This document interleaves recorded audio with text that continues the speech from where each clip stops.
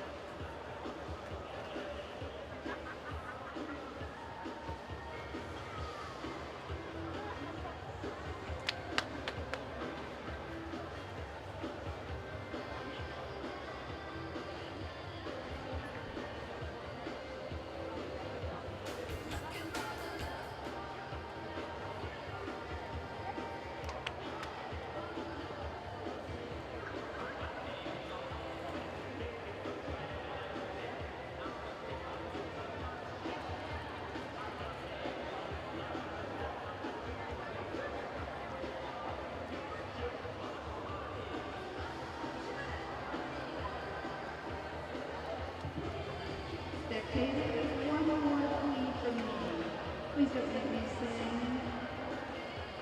We really, really would love to have you down here with us. Simon and hearing you guys. It's a great experience. You're right down here on deck, close and up close and personal with all of the awesome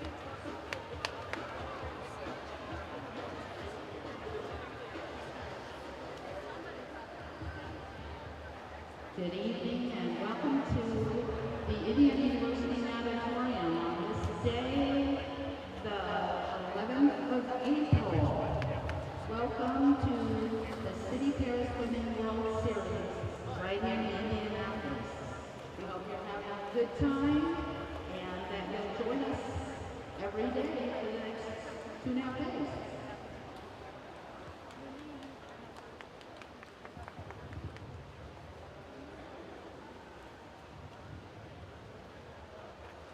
I would like to invite the officials to come on down, please.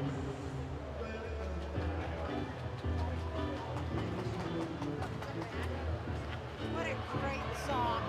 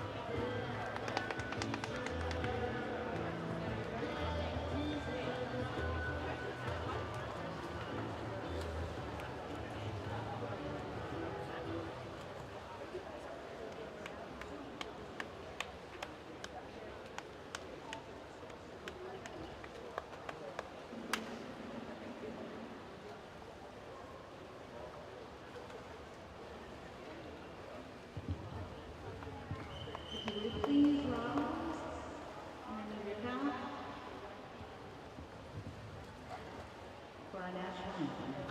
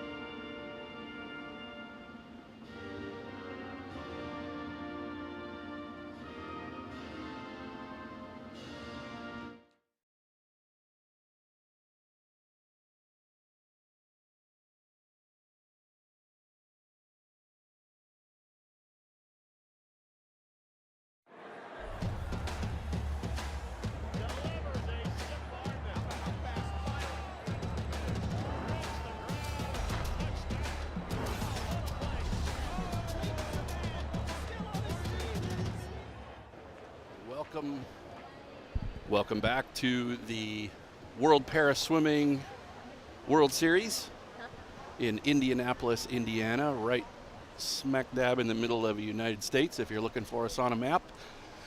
We have 10 races ready to tee up for you tonight. Should be some great swimming. My name is John DeSleer. I'll be kind of babbling on as we go. Hopefully get you some good information before the athletes from that first event come out. We certainly want to thank Toyota, our U.S. Para Swimming sponsor, and absolutely Citi for sponsoring this series, this Para Swimming World Series in 2024, as we all are working hard to lead up to and get all of our respective athletes ready for the Paris 2024 Paralympic Games that will be happening later on. late summer if you're in the northern hemisphere, late winter if you're in the south. Our first race tonight will be the women's 100-meter freestyle, and that's a mixed class. There are 3 heats of that, followed by the men's 100 freestyle, also 3 heats. And our heats are put together a little bit differently than you might be used to. And we're going to parade our athletes out a little bit differently than we did this morning. In the prelims, it's a little less formal, and they come out as a group. Tonight, we've got this outstanding video board that they're going to come through one by one, and I think we are about to start that right now. Event number 1, from Colombia, Sarah Vargas Blanco.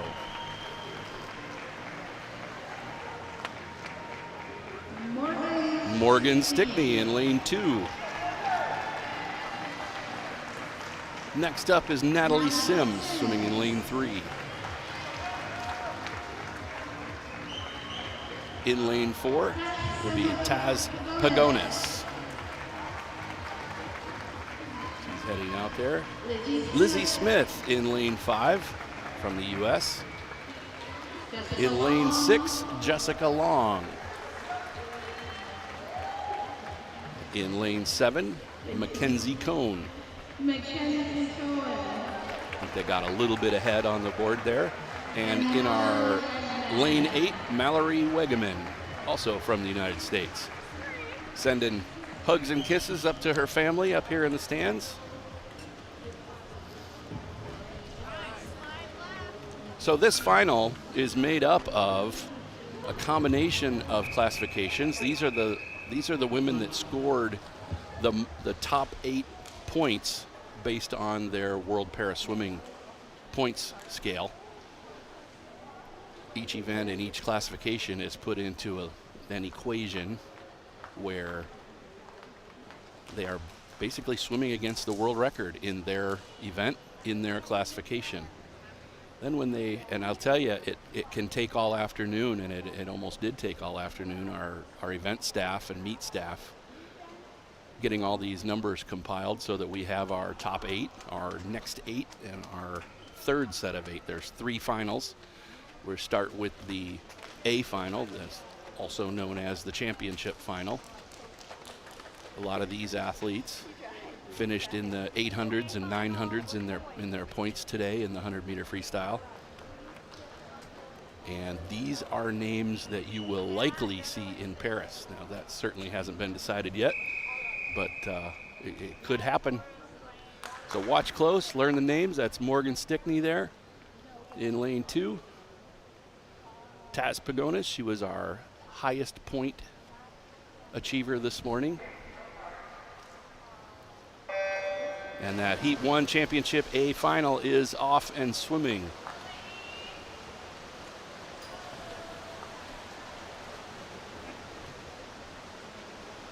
Some other interesting things will be happening tonight. The second heat that we'll have is the 18 and under heat.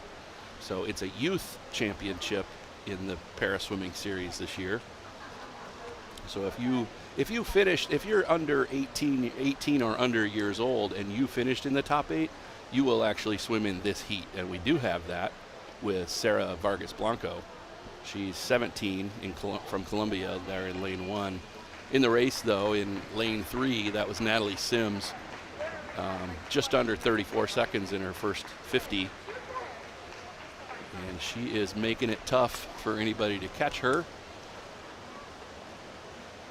But Taz Pagonis is making a move.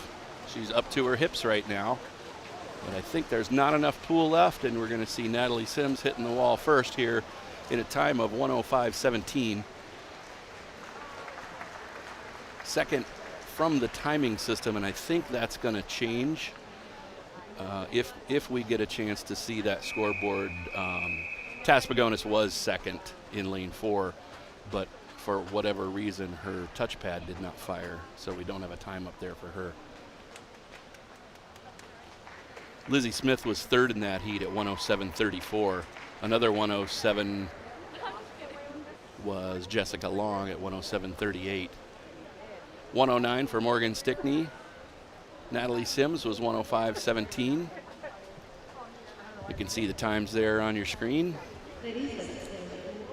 That lane 4 time for Pagonis from the U.S. just did not register on the pad, but there are backups for the backups for time. So once they get to the final results, they'll be official, and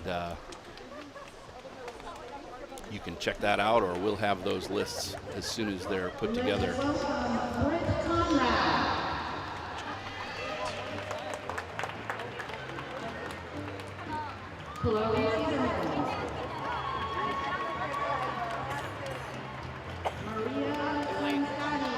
In lane 3 here, Maria Franciscotti.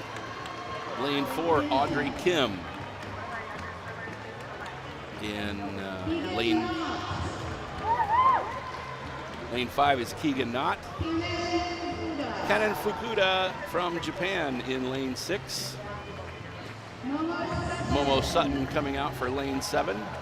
And in lane 8 from Mexico, Naomi Alejandro Ortiz Mendez. Rounding out the heat. Now this is the 18 and under heat from the point scores this morning. If they did not make it in that top heat, they will swim in this heat coming up. And then we'll have the actual B final after this. So the order when we have 3 events or 3 heats is going to be the championship final, which we just saw, and then the youth, which is the 18 and under final, which is this heat coming up. There is the famous Team Momo flag that'll be waving throughout the race. And we'll see her in lane 7 once they start racing. And then the third heat, when we have 3 heats in the final tonight, will be the B final, as it would normally be. And that is basically anyone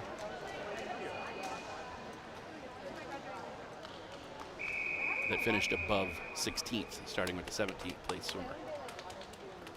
Here we go. They just blew the second whistle, which is for them to come up and be in the ready for the official to say, take your marks, and then they'll start them.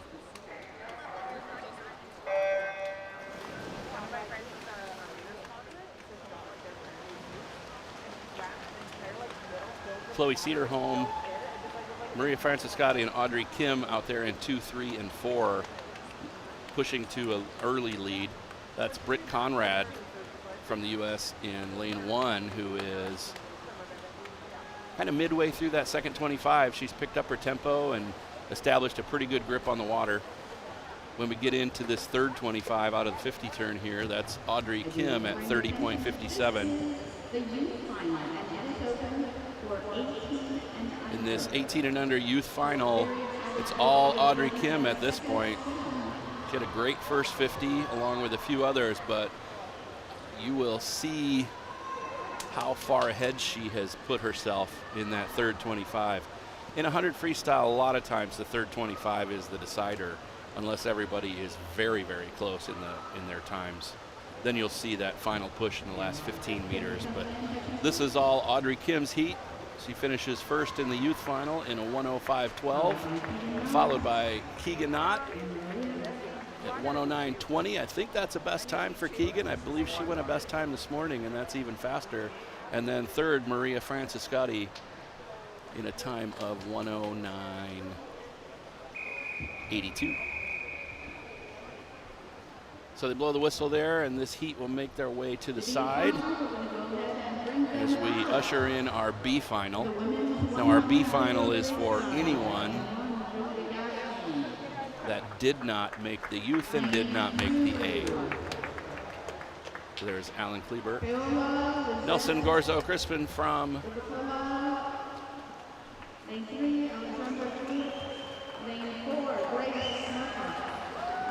lost track there. Grace Snoofer in lane 4 from the U.S. Ayano Tsushi in lane 5. In lane 6 is Hannah Aspen. There's lane 7. That's Ahalia Lettenberger. And in lane 8, Shelby Newkirk.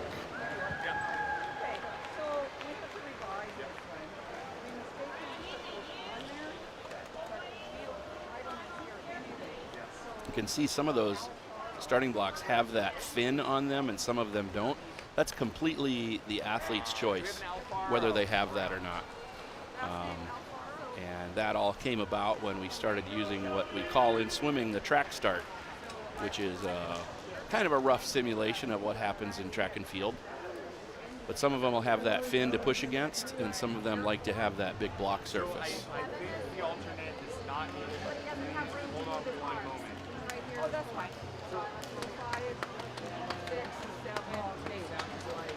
And we can hear the ambient sound and the chatter of some of our officials down on the pool deck. Here's the athlete's cue to be ready. Their next whistle will be to step up on the blocks.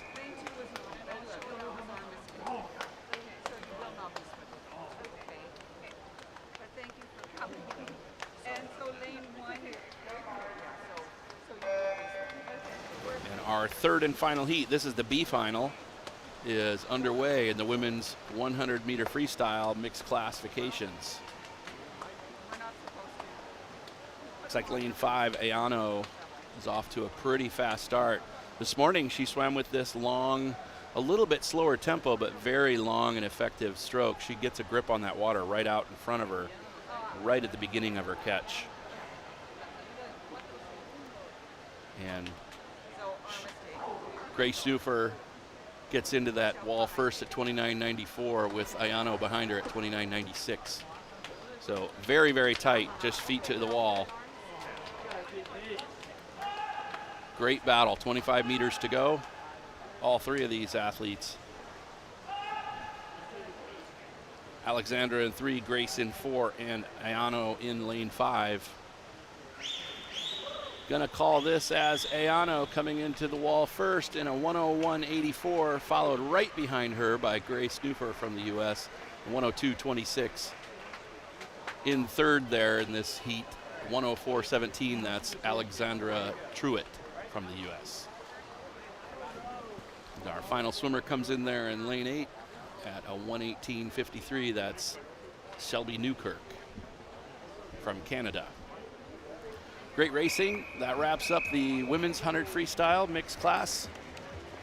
And we move on to the men. You could see how close they were at that turn. Really remained close until probably the last 15 meters of that race. And you see Ayano there at the top of your screen taking over that lead and putting the heat at her hips. Again, that goes to you don't know where these athletes are in their training. If they have not rested for this competition, then they won't struggle in that last 15 meters, but they may not have a new gear to go to.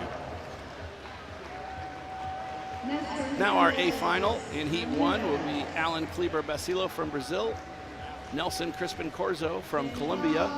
In lane 3 from Mexico, Nesta Hernandez Ramirez. In lane 4 also from Mexico, Jane Tirid Godfrey. Noah Jaffe in lane 5. Matthew Torres swimming in lane 6 from the United States.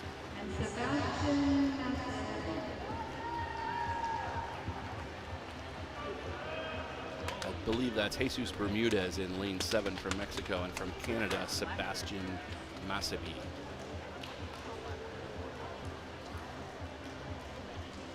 I apologize for that. They gave me a revised heat sheet that does not have everyone's complete name on it, so I struggled on some first names with some of our athletes that have multiple first and last names.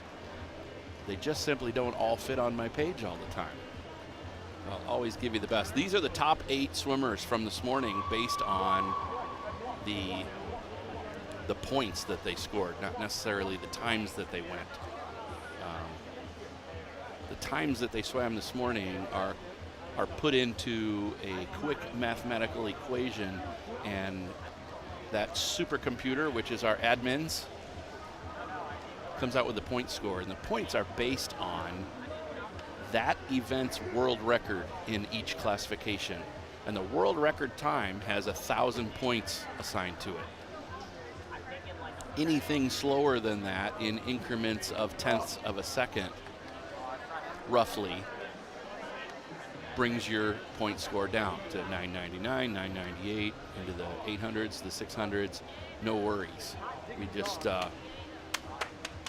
keep going away, and they take all of the points from all of the different classifications. And across the board, the top 8-point winners are our championship A final.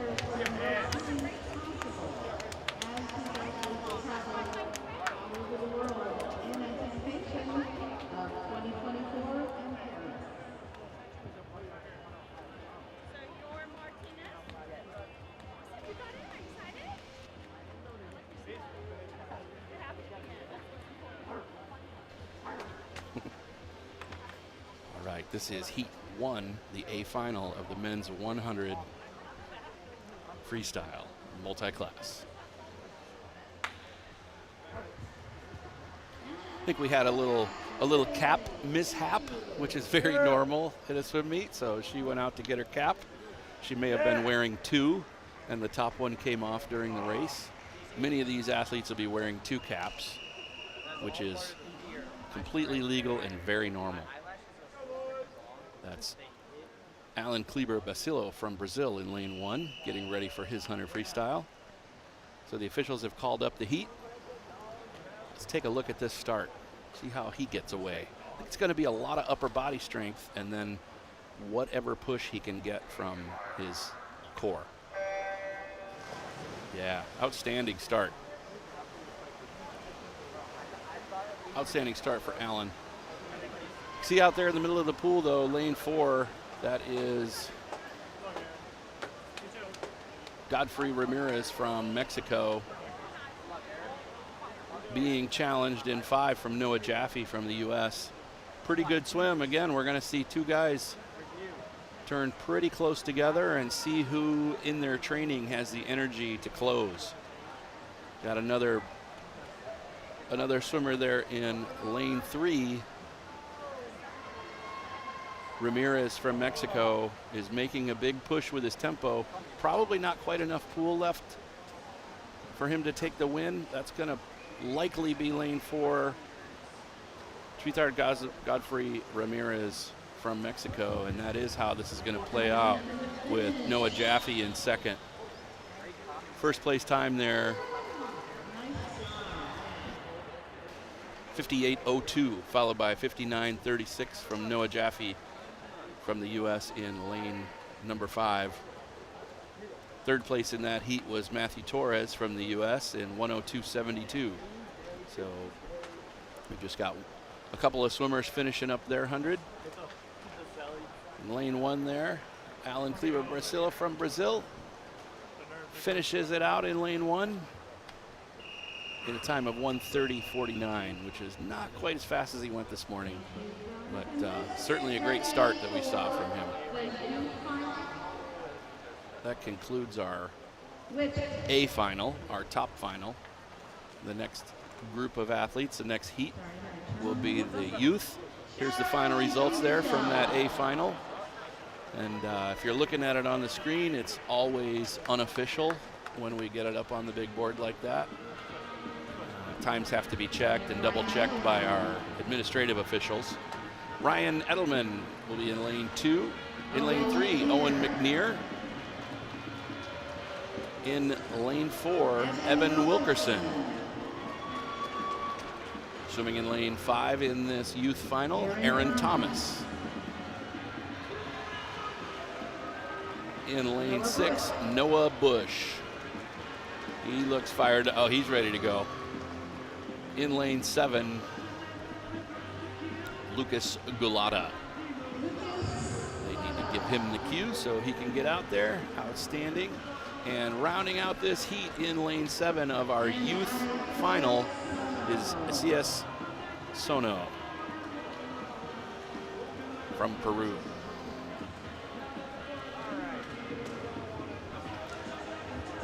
So there you see him. That first whistle has been blown, so the music comes down. Time to get serious about racing 100 freestyle. These are our 18 and under athletes, the top 18 and under athletes.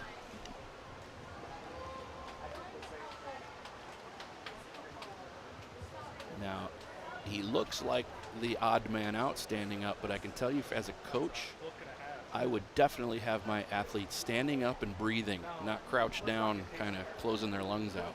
So he's not going to come down until the official says take your mark. Probably the smartest move of all 8 athletes was there in lane 4, Evan Wilkerson standing up, getting that air.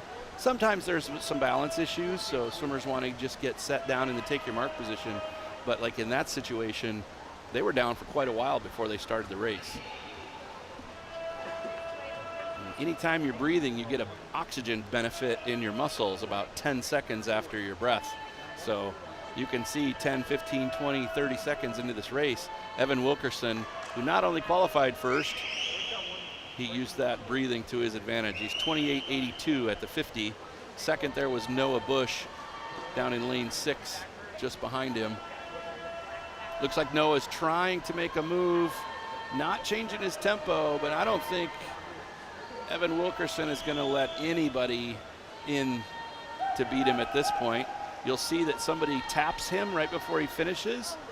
That is a visually impaired classification that he swims in. So a coach or a team manager or a very trusted friend will tap an athlete either on the shoulder or the head or the mid-back right before they're ready to finish. So they don't have to think about where that wall might be. They know. And they set that up well in advance. You can see how long that post is when we see them later. But Evan Wilkerson's 59.56, as you can see. And we still have one more swimmer finishing this race. That's Isaias Sono from Peru in lane 8. And this is freestyle, so you can have just about any stroke you want to use throughout this race. Freestyle means free reign. You can do the stroke that you choose. And Isaias chooses a near double arm backstroke, and then he gets that one arm around for the finish. Finishes in 1:54.29, which is over a second faster than he swam this morning. You can see the start here where Evan just kind of from the beginning says that I think this is going to be my race. And see the length of that tapper. They get that tap right before their turn, and then again right before they finish. That way we have even further evened out the playing field for everybody. So that was our youth final, and we're on to the B final, which is all of the classifications of all ages, the 9th through 16th, and that's taking the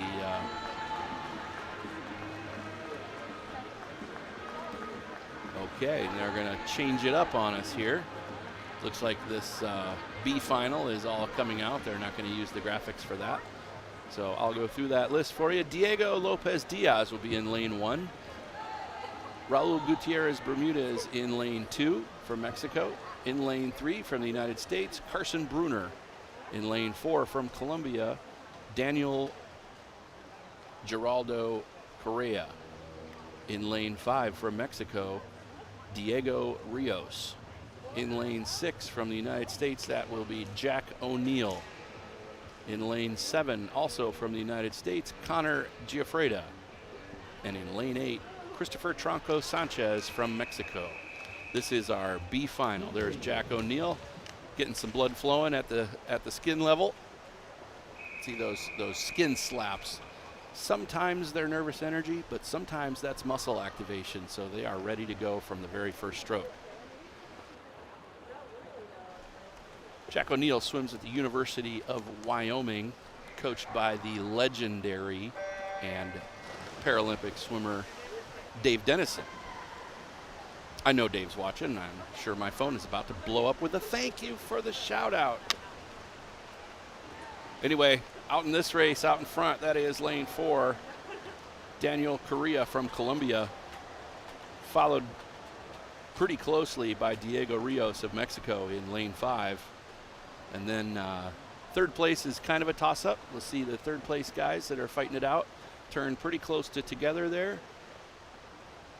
27.77 for Daniel Correa from Colombia. He's got this well in hand. we watch the rest of the heat play out. Might be some lead changes there. Very clear second place in lane 5 with Diego Rios from Mexico. But this race, again, see that tap finish? That's lane 4, Daniel Geraldo Correa from Colombia. And his winning time of that heat was 57:24. Just behind him was Diego Rios from Mexico in a 103:25. And third in that heat was Carson Bruner. Got 2 swimmers finishing up here. That's lane 1 you're watching. That's Diego Diaz from Mexico. Keeping that nice long stroke.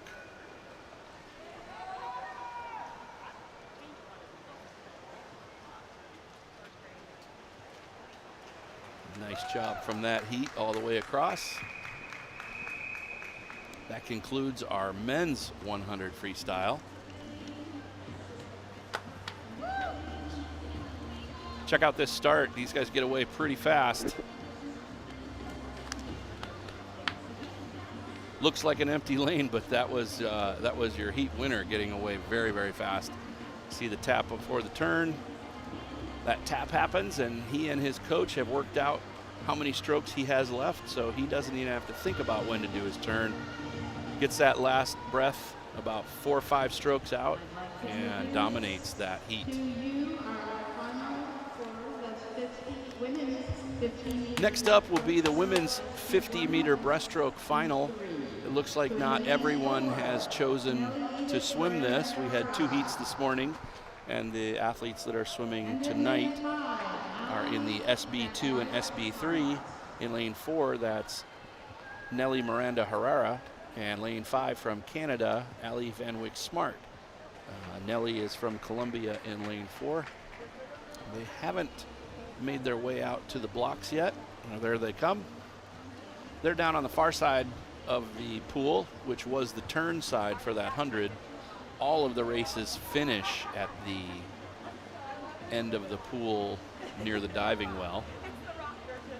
The 50s all start down here.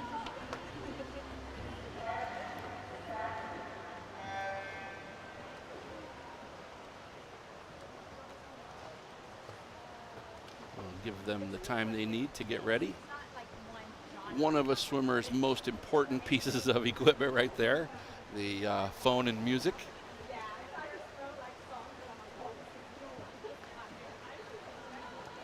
That's Ali Van Wyck Smart from Canada getting ready.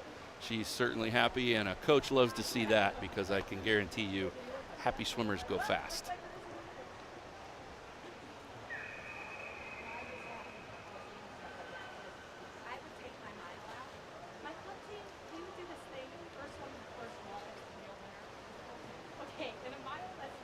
Giving them the time they need here to get ready.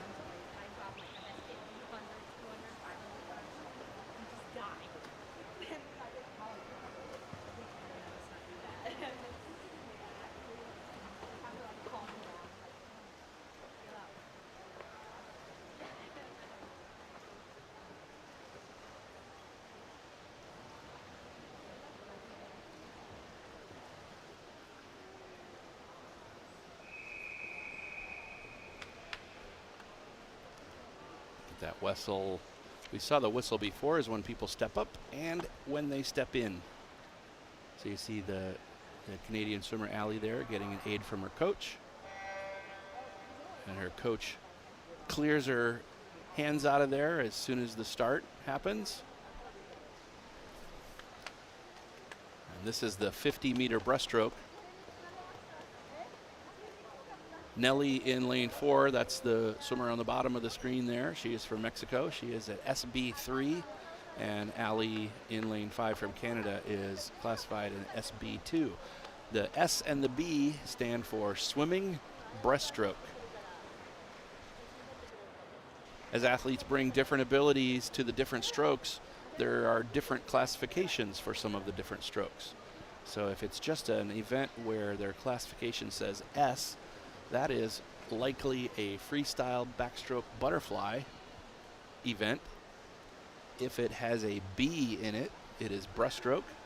And if it is SM, it is for swimming medley, which is, there is a 150 medley and a 200 medley. A lot of that is called the IM, or the individual medley. In Paralympic competition, in some of the classification, in the lower numbered classifications, there's not butterfly in that race. So they just swim the backstroke, breaststroke, and freestyle. This one, however, was all lane 4 from Mexico. That is Nelly Edith Miranda Herrera in a time of 1:20.36. She was 1:19.26 this morning, so she's a little off that time. Allie this morning was 1:58.51. And where that clock is running right now, I have a feeling Allie's going to go faster than she did this morning. It's at 1:46 right now. She's got to get under that 1:58 that she did this morning. She's going to be well under it. She hits the wall at a 1:54. Looked like a 1:54.2 right before that clock blanked out. But they will get an official time for her and post it as soon as they can. You can find the results posted as soon as they're official. They'll be posted at teamusa.org, and you navigate yourself to Paraswimming. See the start there for the two of them. Allie got away a little bit sooner, and then Nelly took over the race about 15 meters in. You see a lot of breaststrokers with lower limb impairments will generally take 2 strokes per breath. And the reason for that is they keep their body in line a little bit longer. If they're going to come up each stroke, in breaststroke with the ability to kick, you're kind of kicking into your breath.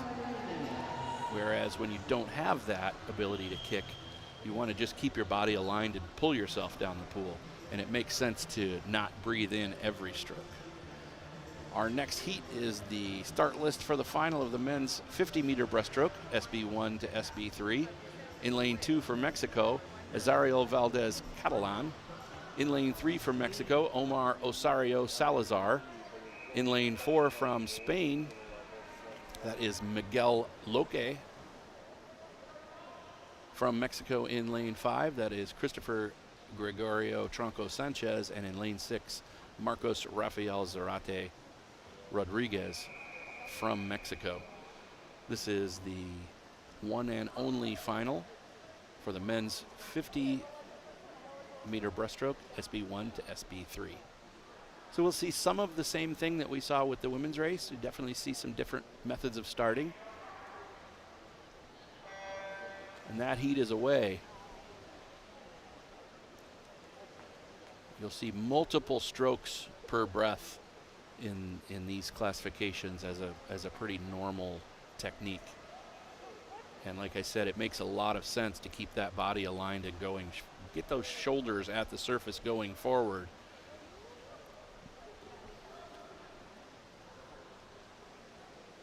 In lane 5, that is Gregorio Tronco Sanchez from Mexico, and he has got a fast tempo.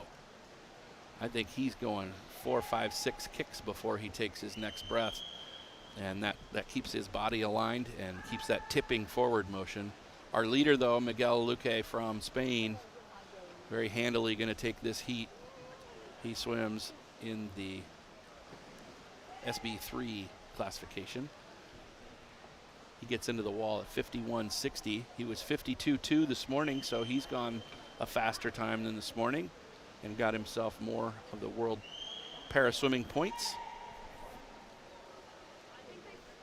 Next to him in lane 5, that's Christopher Sanchez from Mexico in a time of 1:05.8. He was 1:08 this morning. Looks like most of this heat is swimming faster than they did this morning. Third in that heat from Mexico, Omar Salazar. He was 1:11.22 tonight. He was 1:12 this morning. So that heat, so far, everybody swam faster than they did this morning. So pressure's on Azario Valdez Catalan from Mexico here. He was 1:46.33 this morning, and he does it also in 1:45.87. So that whole heat did what you really come to the finals to do. They all swam faster than they did in the morning. Congratulations to those guys. all those times you see listed are faster than they went this morning. You want to go as fast as you can in complete control in the morning unless you're fighting to make a final, and then at night you really just want to kind of let it go and get as fast as you can.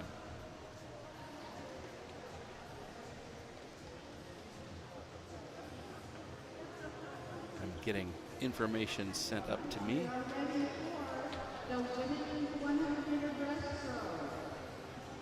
Now we move on to the 100-meter breaststroke. As they come out this side, Naomi Mandujano from Mexico in lane 1. May White in lane number 2. Justine Morier in lane 3 from Canada. That is Colleen Young, who had a very fast swim this morning, lane 4. Olivia Chambers, that's our 21st birthday girl. America Paulina Maqueda Andrade in lane number 6 from Mexico. In lane number 7, Elizabeth, or as I and many of us know her as Ellie Marks. And rounding out this heat is fresh out of the 100 freestyle, that's Mallory Wegeman in lane 8 from the U.S. There's a lot of star power in this event. I'll just kind of leave it at that. Quite a few Paralympic medals of the past.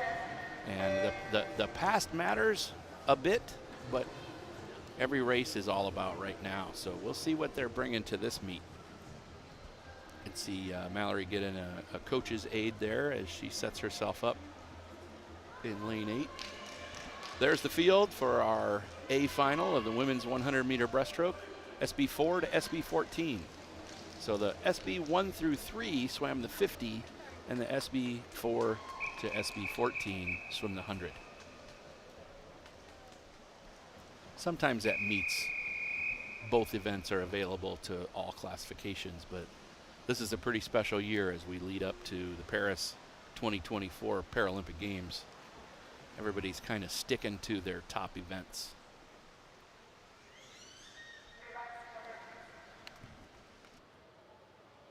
So the official has whistled them up and either has an administrative thing to solve or wasn't happy with how they were standing on the blocks or sitting or preparing their start on the blocks.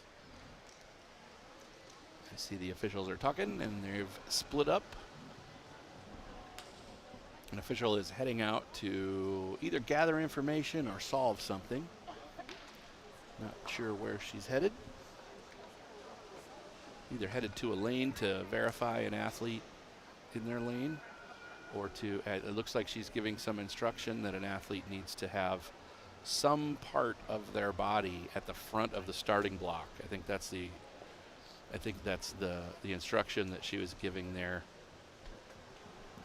to May White in lane 2.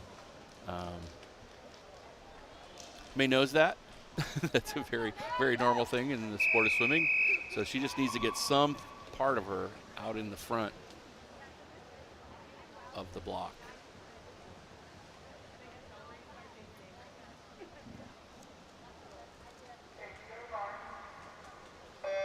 And see, I think what the official may not have known is that May waits until they say take your mark, and then she gets both of her hands out in the front of the block. So business as usual for May, and the officials are always figuring out what the swimmers do individually. We always like to support whatever makes them the fastest within the rules. Seat's pretty fast out in front.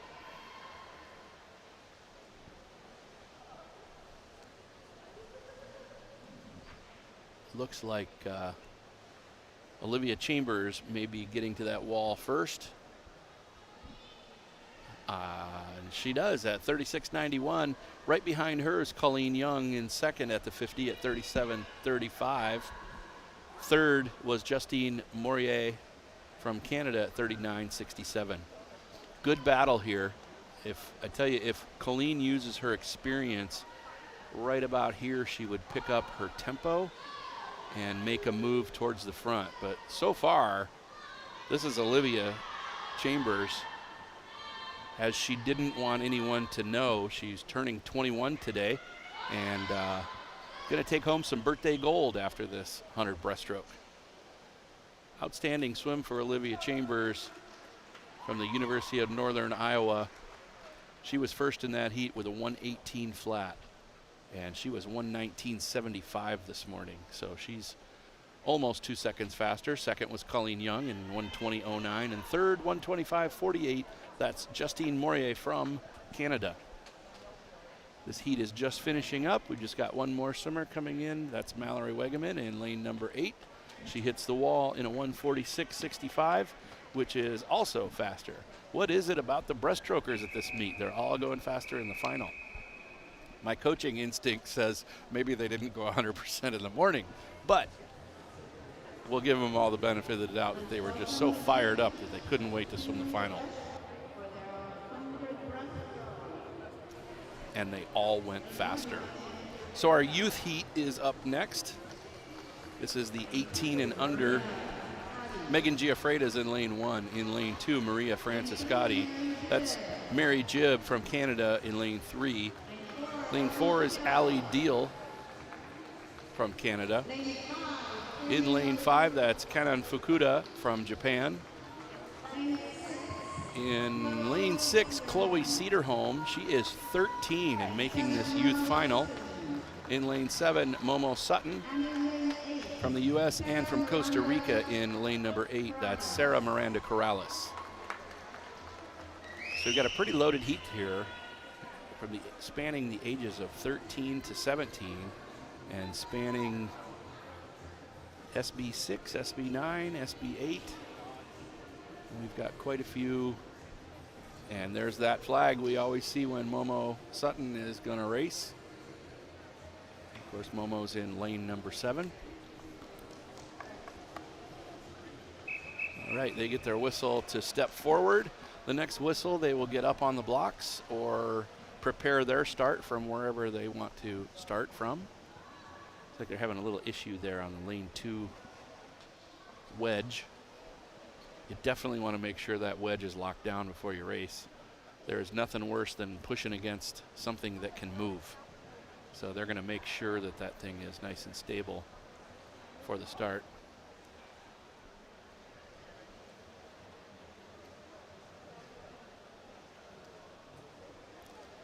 The thing about these wedges is they're different at different pools. So there is a standard for the distances back they are from the front of the block, but each manufacturer makes them a little bit differently. So sometimes it's new to an athlete when they get up to the block.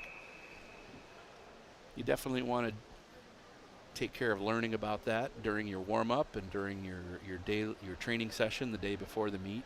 Get all those variables taken care of.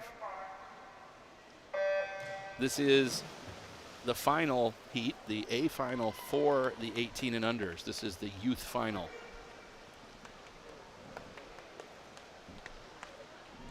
Lane 3, that's Mary Jibb from Canada with a little bit of an early lead. Now in the breaststroke, that lead's going to change.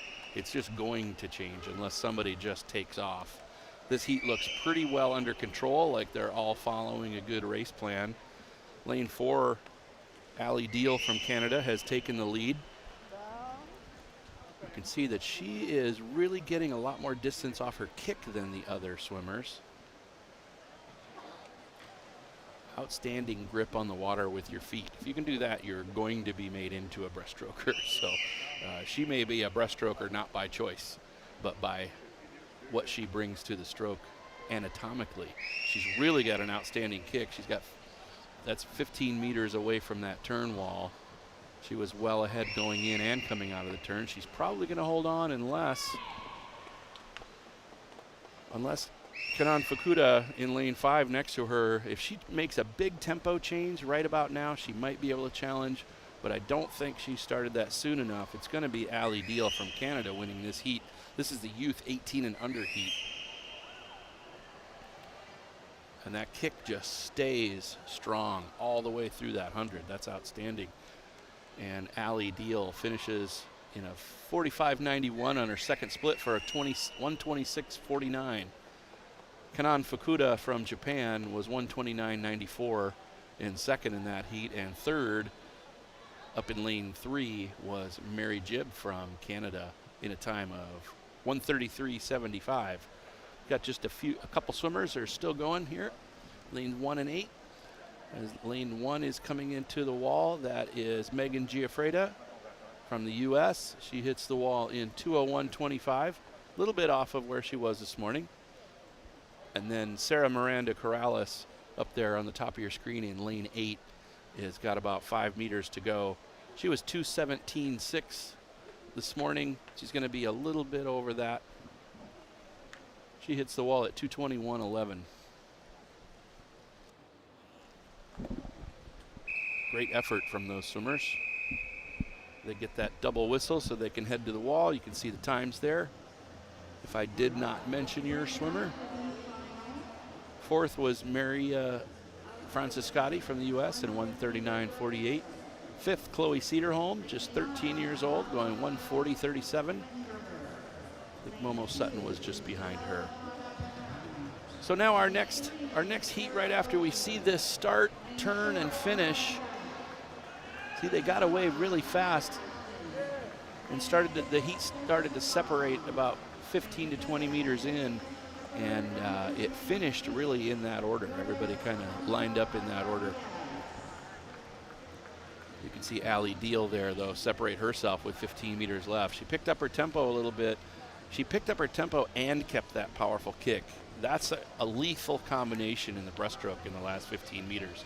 If you can keep a grip on the water with your legs and your feet for that kick and pick up your tempo, if you're in a close race, you're probably going to win it. And if you're a little bit ahead, you're going to widen the gap. So next up is Heat 3, which is our B final. Ahalia Lettenberger is in lane 1. In lane 2, Giselle Natalia Prada Pachon from Colombia. In lane 3, that's Sarah Bofinger from the United States. In lane 4, Emma Van Dyke from Canada.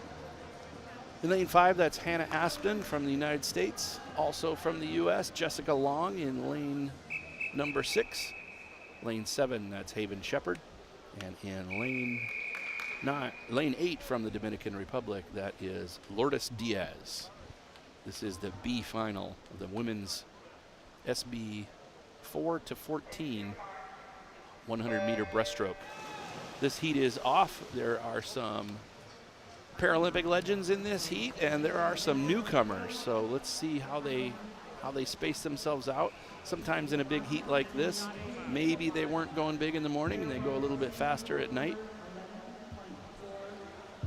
In lane 4, that's Emma Van Dyke from Canada, has an early lead, but certainly being challenged by Hannah Aspen right next to her in lane 5. Hannah's going with that, some of her strokes were going 2 strokes without a breath. Sometimes that can cost you a little bit of energy in the oxygen that you're not taking in, but Hannah is a gamey racer. So if she gets a view of somebody next to her, she's going to pour it on. But I think she's up against a breaststroke specialist in Emma Van Dyke. Emma kind of took the lead in and out of that turn of the heat. And Hannah seems to be pretty solid in second over there in lane 5. And then you come back to lane 3, that's Sarah Bofinger from the U.S. Looks like in a pretty solid third position unless one of those swimmers either in lane 2 or lane 6 starts to pick up their tempo. And they could challenge her. But this is all Emma Van Dyke from Canada coming up in lane 4, winning the B final in a 1:32.22. Just behind her was Hannah Aspen in 1:35.66.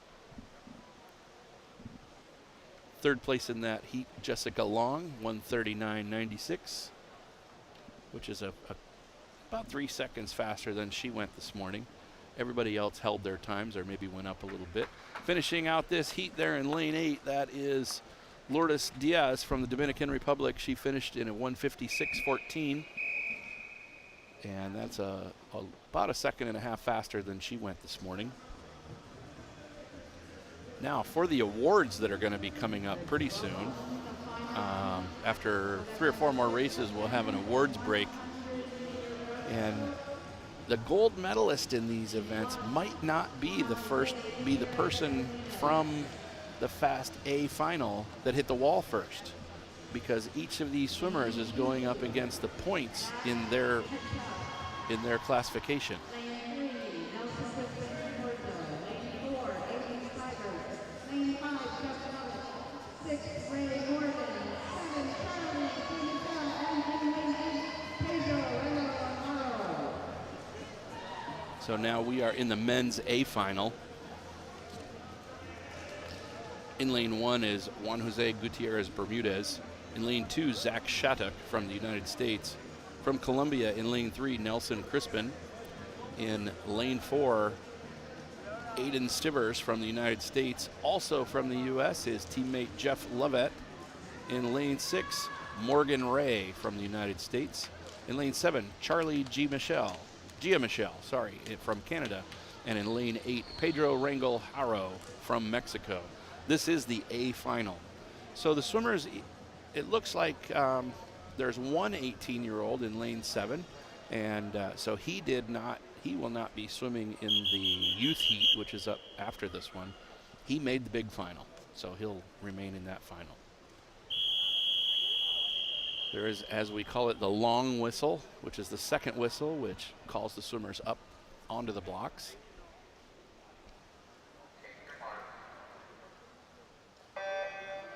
In the water is the A final of the men's 100-meter breaststroke, SB4 to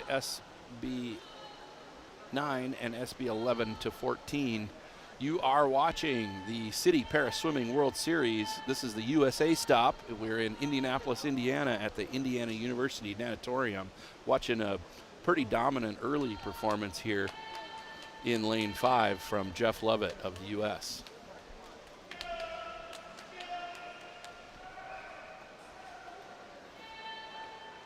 And Jeff hits his 50-meter turn at 33.89. Just behind him is Evan Stivers from the U.S. in 35.6. And the swimmer from Colombia, Nelson Crispin Corzo, was just behind them in third. Looks like it's probably going to finish that way unless one of these guys can make a move on your present leader, Jeff Lovett. Not sure he's going to let anybody, but Aiden Stivers from the U.S. in lane 4 there is definitely challenging him, keeping his stroke very long and picking up his tempo. You can see that as he kicks himself forward, he's kicking himself just past Jeff. Outstanding effort, great swim by both of these guys, all three of these guys, actually everybody in the heat. Your winner in that heat, Aiden from the U.S. in lane 4 in a time of 1:14.41. 1:14.71, just behind him is Jeff Lovett with Nelson Crispin Corzo from Colombia in third, 1:18.07. As our last swimmer comes in lane 8 there, that is Pedro Rangel Haro from Mexico. He swims a time of 1:41.78, as you can see. He was 1:42 this morning. So again, we had quite a few of those breaststrokers go faster tonight in the finals than they did in the morning. Bring out our youth final, lane 1, Rodrigo Wu. Lane See, 2, Jeff really took it out fast. He was well ahead. Alberto Gutierrez from And then Aiden just inched up on him, and inched up on him, and inched up on him. But see, lane 4, Jeff is well in the lead there at the 50. That tempo change made a big difference there. He took over the lead, and your winner there is Aiden Stivers from the U.S. We have our youth heat up. In lane 1, Rodrigo Wu from Peru. In lane 2, Jesus Alberto Gutierrez Bermudez from Mexico. In lane 3 from the U.S. is Noah Bush. In lane 4, Aaron Thomas from the United States. Also from the U.S., that's Sawyer Mills in lane 5. In lane 6, Ryan Edelman, also from the U.S. His American teammate Cyrus Kia is in lane 7. That's Leo Zhang from Canada in lane 8. This is the youth final, the 18 and under youth final in the 100-meter breaststroke.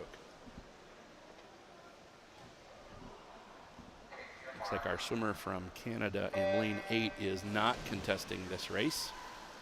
Sometimes you have a medical issue. Sometimes you miss an event. Sometimes you don't get to the call room on time. There's all kinds of reasons why a swimmer may not show. Look at the front four here are pretty close. It's broken into a group of 3 swimmers now, lane 3, 4, and 5. That's Noah, Aaron, and Sawyer battling it out for that first 50 wall. Looks like Sawyer's probably going to turn first. No. Noah made a move there right under the flags. Noah turns first at 37.10 with Aaron and Sawyer behind him at 37.5 and 37.2. Outstanding race for these 3 guys. There's nothing better than race practice. And when breaststrokers can battle it out, they're all from these 3 guys are all from the U.S. and they just might be playing King of the Hill and who gets to win the youth race. This could be for pride at this point. Sometimes technique and things goes out the door when you know you're just racing for the win. Anybody's race here.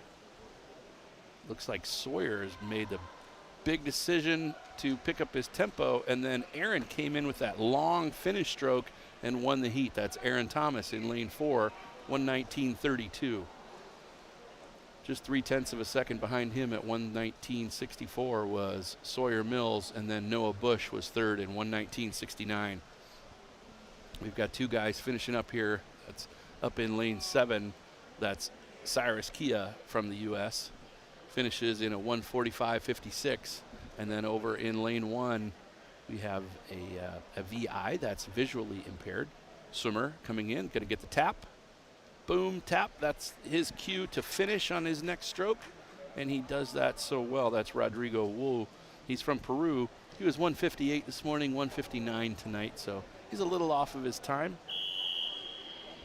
Those guys get that double whistle, which means the heat's all clear, and they can exit the pool.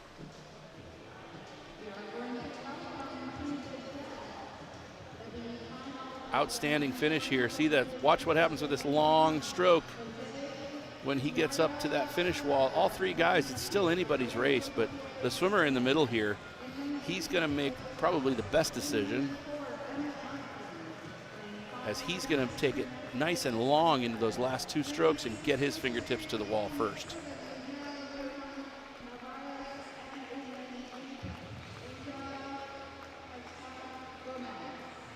Aaron Thomas takes that. The careful teammate smile. You want to be careful when you beat all of your teammates, because you're going to be ribbing them later, I would guess. In the B final tonight of the men's 100 breaststroke, Jose de Jesus Villarreal Perez in lane 1. In lane 2, Raul Gutierrez Bermudez. In lane 3, Tyler Austin. In lane 4, Emmett Martin.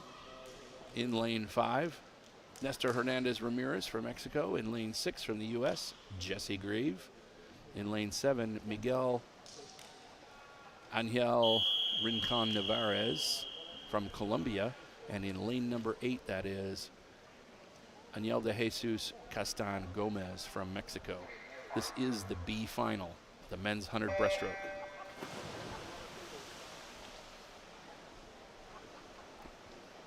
Now those swimmers off of the walls, which is the start and the turn, you are allowed 1 dolphin kick. Some of those guys you saw, it was pretty prominent, and that gives them a little push forward. At 25 meters, though, that is Emmett Martin from the U.S. out in front in lane 4. Looks like he's probably going to handle this heat. Solid race right now from lanes 3 and 5. That's Tyler Austin and Nestor Hernandez Ramirez. They turn almost together at 39 high and 40 low, but that was 35.92 for Emmett Martin out in front, handling this heat really well. Jesse Grieve, don't count him out. He looks like he's picking up his tempo in that on the second 50. If he can keep that going, he might make a move on these guys in second and third. But this is all Emmett Martin. See those dots? That's cupping. That's part of recovery between races. So between the swims that they race. in for a solid 1:16.87. He was 1:16.1 this morning, so he's not quite as fast, about 6-7 tenths off of what he did this morning. In second place there is Tyler Austin from the U.S. in 1:26.89. 1:27.57 for Nestor Ramirez from Mexico. He was third in that heat. Got these last three guys coming in. Lane 7 looks like it's going to be next. That is Miguel Navarez in lane 7, then 1, then 8. That completes our 100-meter breaststrokes. And what we're going to have next is they will organize the pool a bit, get the athletes ready to go. You can see that start from that B final. Man, those guys get away fast. You can see that dolphin kick, and then they pull underwater. Dolphin kick, pull underwater, and then your head has to break the surface when you make that next stroke. All those guys remain legal. I talked earlier about that 15-meter mark. That does not matter in breaststroke. You can definitely stay underwater as far as you can get fast. Great finish there for Emmett Martin, winning that heat in a 1:16.87. Well, this aquatic center is legendary in the United States. All great racers love to come to this pool. This is the Indiana University Natatorium, and it looks like there's lists of names down on that wall. Well, there have been quite a few different aquatic sports have selected their Olympic teams in this pool, and those are all of their names. You can see them: synchronized swimming, diving, and pool swimming. It's somewhere between a brag and a very personal moment when I walk in here. Not as their direct head coach, but I've had the honor of working with 13 of those swimmers that are up on that wall. As soon as an athlete would make the team, there would be a gentleman on a hydraulic lift that would paint his name on the wall, and it's just a great place in U.S. swimming. There has not been a Paralympic trials in this pool. Otherwise, you would see Paralympic athletes up there as well. But the IU Natatorium has a storied and spectacular past. I've been lucky enough to be with 3 or 4 teams at Stanford in my past coaching life, win the NCAA championships in this pool. Also, just an incredible diving comes out of this aquatic center. You can see the 10-meter, the 7.5-meter, the 5-meter, and the 3-meter towers, and then the 3-meter springboards there right in the center of your screen. That diving well is not just painted dark to be deep. That thing is deep. People are diving in there from 10 meters up. So in the swimming competitions, that's the warm-up pool that's always ready to go and always available for the athletes as soon as the warm-up session starts, all the way until we finish the session at night. Now behind that black curtain is where the athletes will stage for each race. And as a matter of rules, you have to check in that staging area a minimum, you cannot get there and be accepted if you're not within that 15-minute mark of your scheduled race. Now, how would you keep track of that? In the heat sheets, there is a start time that you need to report 15 minutes before that event starts. And now you can see, I just raised my hand there. I'm at that first table on the right of those 3 tables upstairs. You can see this is a 50-meter pool, an 8-lane 50-meter pool. And each of those lanes, I believe at the time this pool was built, the standard was 8 feet wide. And there I am with that cup that I can never lose because it's nice and bright orange. And I would ask our technical director to please get me off the screen. Nobody wants to see me. Back to our pool.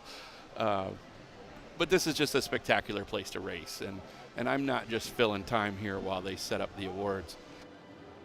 It's always great to give this is a bit of a palace in American swimming. History, present, and future.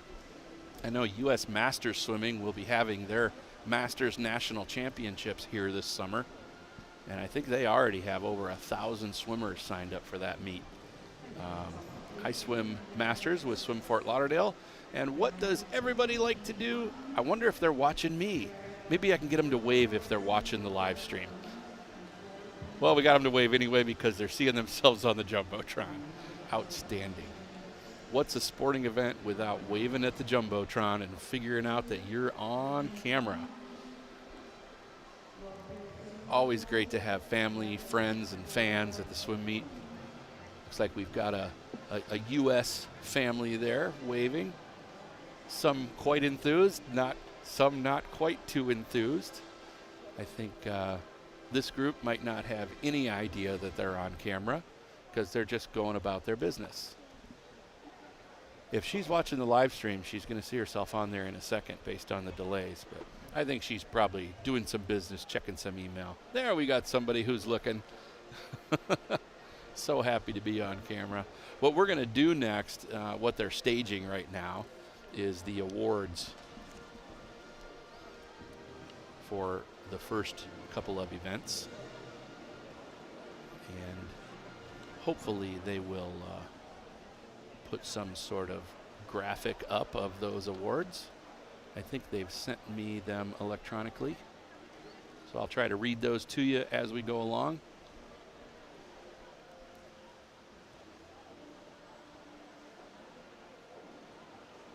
You know, as much as this may feel like a little dead air time, swimmers like awards to happen at meets, not just to get medals, but if you're not one of the swimmers getting a medal, you are getting rest. There's nothing better when you're a swimmer doing multiple finals than getting some rest in the middle of the meet. I think a lot of our athletes are getting staged. There's also the athletes that would like to cut to the chase and get to their next event. So you've got a kind of a mix of all kinds of things going on. We'll find some more people finding their way to the Jumbotron or not.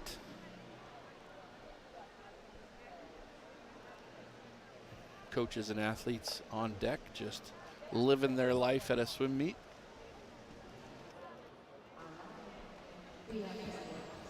Again, you're watching the Citi Paraswimming World Series from Indianapolis, Indiana. This is the only U.S. stop on the World Series.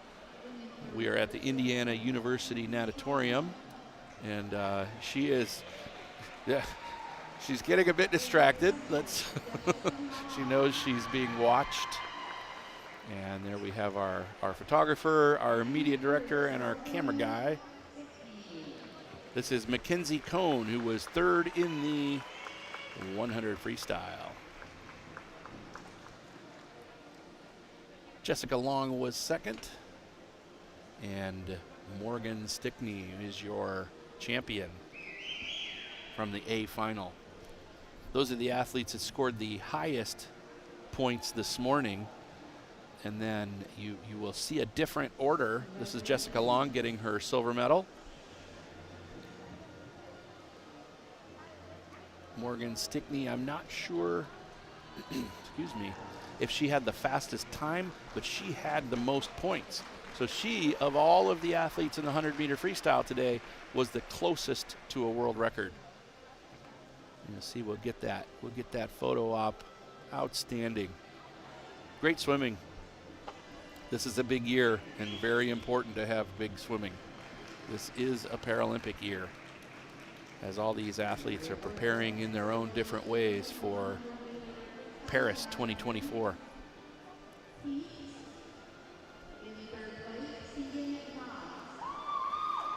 We have our awards presenter coming out. I believe we're going to give the youth awards for the women's 100-meter freestyle. Third place swimmer is Keegan Knott.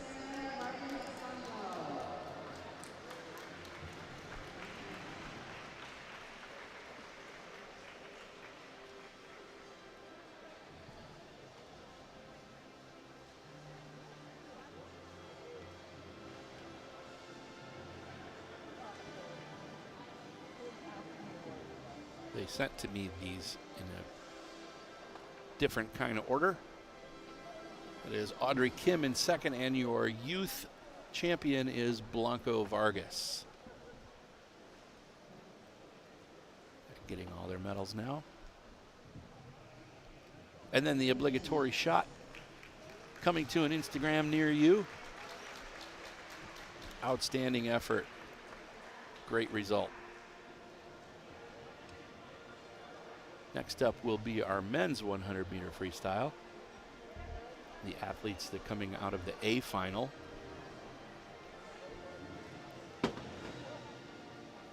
So I'll give you the times of these guys and their point totals as we get to their awards.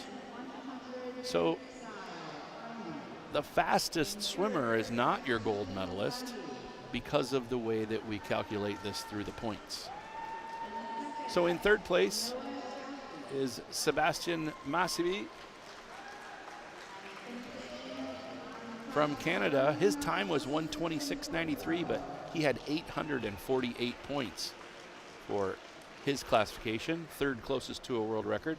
Second was Noah Jaffe from the United States, who was 59.36. He scored 935 points, and with 944 points in a time of 1:06.49 was Nelson Crispin Corzo from Colombia. He is your champion here at the U.S. stop on the Citi Para Swimming World Series. Congratulations to these young men. Gold, silver, bronze in the men's mixed classification 100-meter freestyle. Awards up next will be the youth top three in the men's 100-meter freestyle.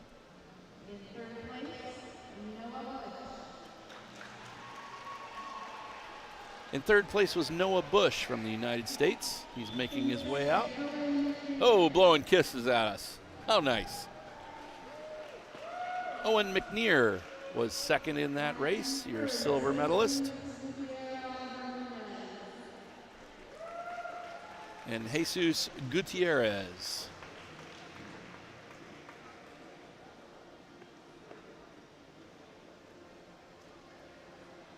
is your 18 and under youth champion. He went 1:10.64, 825 points. Actually, overall in the event, Jesus finished fifth, which was definitely the fastest 18 and under from that youth heat as far as points. Outstanding. We'll get these guys together for that obligatory award.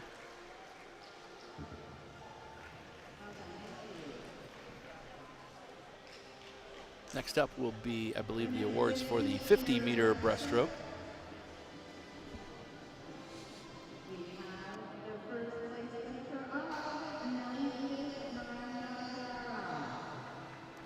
Let them get organized and ready. Now here's what happens when an event is contested by less than 4 swimmers. Just the gold medal is awarded. So there were just 2 swimmers in this event, so just the gold medal will be awarded to Nelly Edith Miranda Herrera from Mexico. She scored 265 points in a time of 1:20.36, and she is your gold medalist.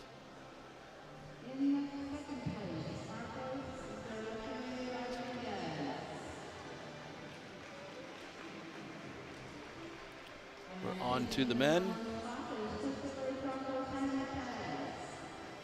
In third place, Omar Osorio Salazar from Mexico. All 3 of these swimmers are from Mexico. Your silver medalist, Marcos Rodriguez, also from Mexico. He's 24. He scored 156 points, and then pretty dominating as far as the points go at 460, your gold medalist, Christopher Tronco Sanchez, also from Mexico.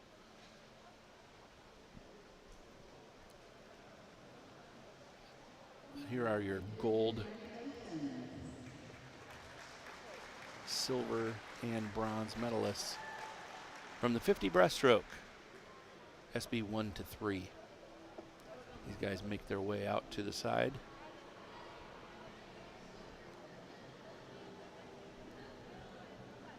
And then we will bring out our awards for the 100-meter breaststroke.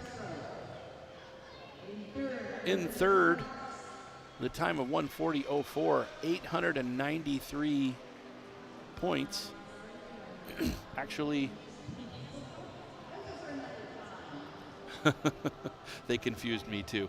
Those are the awards that we're going to do now, and we will finish the awards for the rest of the swim meet at the end. And just a kind of a programming note, if it's starting to take a long time for them to stage those awards, we may cut out of the broadcast for the night, but we're hoping to not do that, so hopefully the athletes will be organized and ready to get their awards so we can get that broadcast for you.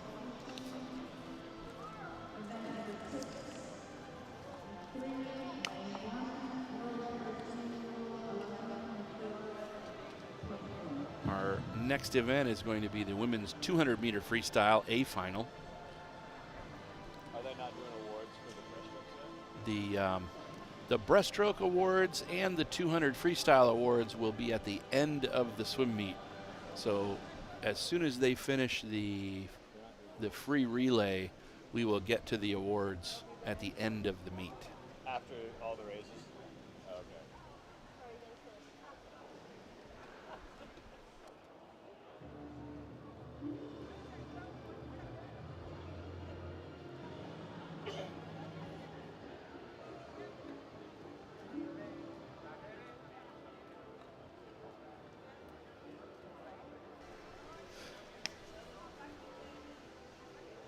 So we've got our timers getting back set in their chairs, getting those equipment baskets back behind them. One of the things you may or may not be noticing, the amount of volunteers at this event is immense. And we would always love to have more. If you're in the Indianapolis area, we still have 2 full days of swimming if you want to come out and find yourself on the live stream volunteering either to time or to be a basket runner. A basket runner is a very important part of this swim meet. You see behind the blocks, those baskets look like laundry baskets because they are laundry baskets. When the athletes come out to get ready for their race, they're going to put their sweats, they're going to put their maybe spare pair of goggles. You could see a prosthetic device go in those. And then while the athlete is racing, they're going to take those baskets back to the ready area, and their athlete will be able to meet their belongings after the race off the deck. See, those baskets are in the ready. The people you see in the black polos, those are our meet officials. They're behind every lane, and that nice light blue t-shirt is the prize of the volunteer timer. So we always could use volunteer timers. So we have a session tomorrow morning at 9 a.m. here in Indianapolis, and then we have another session at 5 p.m. tomorrow. Those are both Eastern time. So if you're out in the Indy area, want to come see some great swimming and some potential Paralympians, now the officials and the timers are noticing they're on the big screen here in the arena, in the natatorium, as well as on your phone or in your home, maybe on your laptop screen. We really appreciate you tuning in. U.S. Paralympics has a great sponsor in Toyota, and this series being the Citi Para Swimming World Series, we always want to thank our sponsors. Citi has just done an incredible job of stepping up and sponsoring this series that is running all over all the continents, or the competitive continents in the world. Got a couple guys there waiting for their favorite swimmers. They haven't noticed they're on the screen. Now they noticed. There we go. Now, I probably shouldn't make a comment like this, but these guys might still be on break from some work around December 25th. Might be way down south here in Indiana, taking a little vacation. In our championship A final of the 200-meter freestyle, in lane 1 from Mexico, we have Ibeth Solorio Cuevas. In lane 2, Victoria Santiago from Puerto Rico. In lane 3, that'll be Abby Kershaw from the U.S. America Paulina Maqueda Andrade in lane number 4, your top qualifier by points from Mexico. Piper Sadowski from the U.S. in lane number 5. In 6, Tessa Nagy from the U.S. From Peru in lane 7, Dunia Felices. And in lane 8, Karina Amarani Hernandez Torres from Mexico. This is your A final in the women's 200-meter freestyle. You have times ranging from 2:27 all the way up to 4:15 from this morning. So we'll see how they improve, if they're able to hold on to their time, if they were just swimming to make it into the final. Again, we had a swimmer that wasn't quite up and ready. I think the official may not have noticed when they blew that whistle. So lane 7 is making her way up and getting ready to start. Looks like she's just about in position now, so we can start the A final of the women's 200-meter freestyle. This is S1 to S5 and S14 classifications. So this isn't all of the classifications in the 200-meter freestyle that we saw at some previous meets. Good race out in front, but it's just the first 50. We'll see how they manage their output and manage their energy. You want to swim pretty long and strong, but definitely fast, because you are in a race early in the 200. When you get yourself into that second 50, which it looks like our leader is Abby Kershaw of the United States in 33:19. Sometimes your early lead might change a bit. It looks like it's already changing a little bit over to America Andrade from Mexico. She was second at the 50, but she's taken a lead here in the second 50. She's got 25 meters to go in her first 100. That's America Paulina Maqueda Andrade from Mexico, really pressing herself out into the front of this heat. Next to her is Piper Sadowski, who was 2:32 this morning. Nice and long and steady stroke. None of them are really attacking their freestyle quite yet. It looks like Piper Sadowski came out of that 100 turn with a little bit of a stronger kick. She's kept her stroke nice and long out in front, but that kick has helped her balance, so she's going to go a little bit faster. And by balance, I mean just keep your body at the surface. You can see she's getting a little more aggressive now in her upper body. 15 meters to go in her third 50, but in lane 4, that's America Paulina Maqueda Andrade from Mexico, turning at 1:47 with a 50 meters to go. Followed just behind her in lane 5 by Piper Sadowski. Abby Kershaw over in lane 3 is in a pretty solid third as they make their way to the middle of the pool in their last 50. Some of the heat is a bit behind, but this is all by points by classification. So you're not always going to have the 8 swimmers that were the fastest times in the morning, but the swimmers that were closest to the world record in their particular classification. Finishing first there in lane 4 in a time of 2:25.31, that's America Andrade from Mexico. Second is Piper Sadowski, who had a great push away from the rest of the heat with a 50 to go. She was 2:29.88. This morning she was 2:32, so she's quite a bit faster. Third in that heat was Abby Kershaw from the U.S. She was 2:37.09. This morning she was 2:40, so she's gone faster. Everybody that's at the wall now is faster than they were this morning.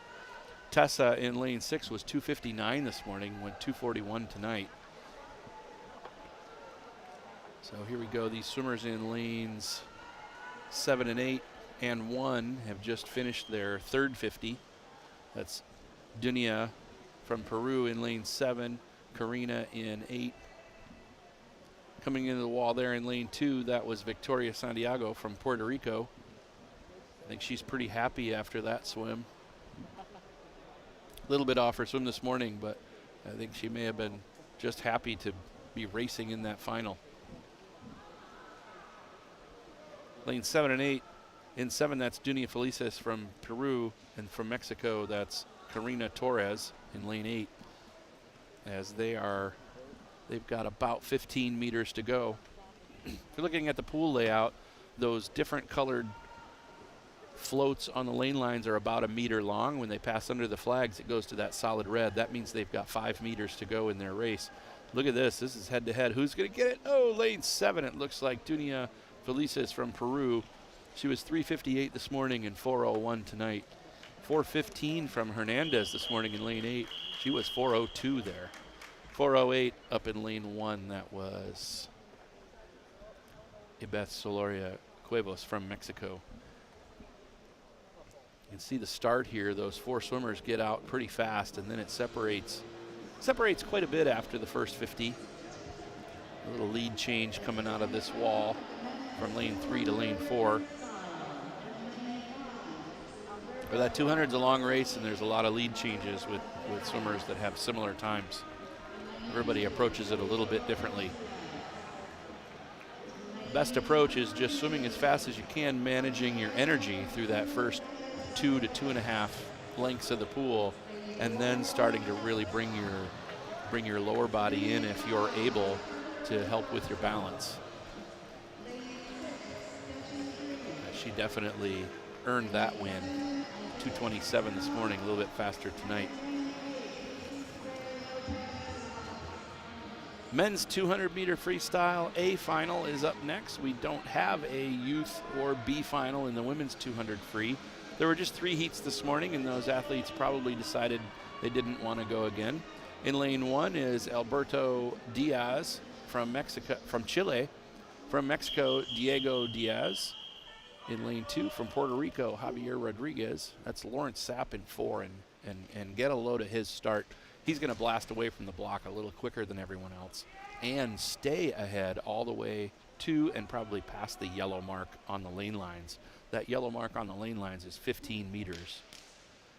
Trevor Lucasco really had a solid swim this morning. He was 2:12. He's in lane 5. In lane 6 is Jesse Grieve from the United States. From Peru, Isaiah Sono in lane 7.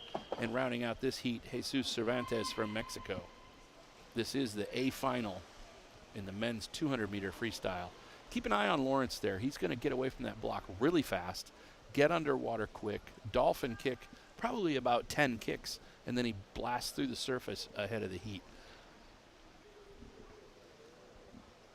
Everybody's getting in their position. It's taking a little longer than some of the guys on the blocks probably wanted it to. They definitely plan for that. I think they're going to do something administratively here. The officials have asked them to relax. And in that last heat, Aiden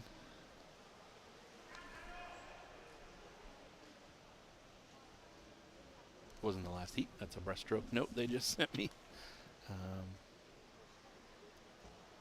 swimmer had the 3rd fastest overall time, and that was going to be our youth champion. I think that's out of the breaststroke. This is the men's 200-meter freestyle A final. This is the Citi Paris Swimming World Series in Indianapolis. This is the sole U.S. stop in the series. You've got over 200 swimmers at this meet. Let's watch Lawrence blast away from the blocks here.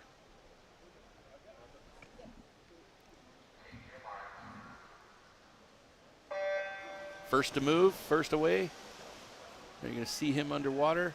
That's about 8 or 9 dolphin kicks, and then he comes up with the rest of the heat at his hips. Now, that's a great advantage to start from, but some of these guys now are going to try to chip away at his lead. And look at Trevor Lucasco in lane 5 is already trying to chip away at what Lawrence did from the block and underwater.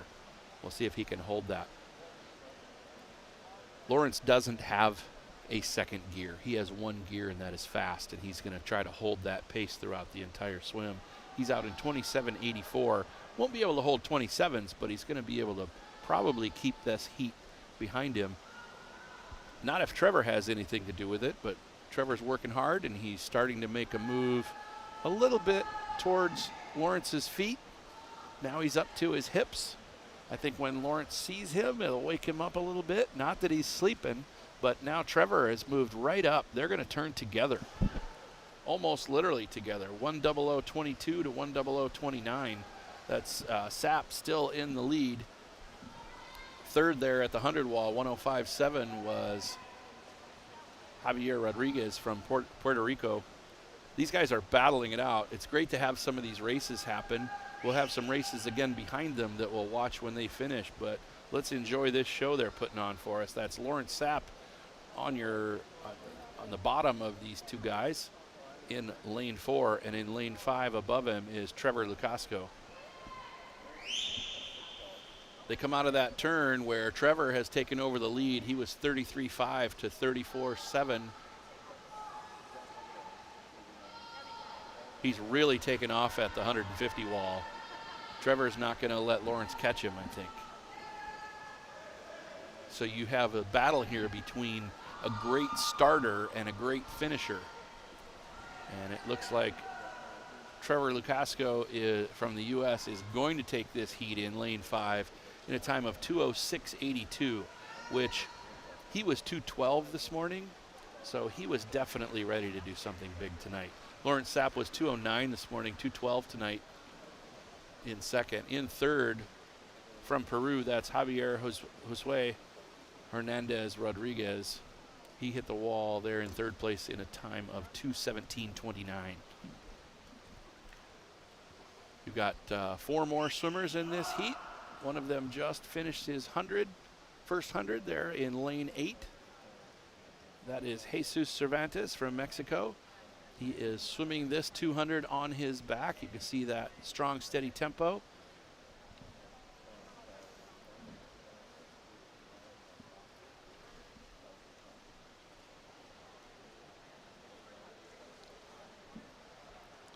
Fantastic turn, finished on the wall.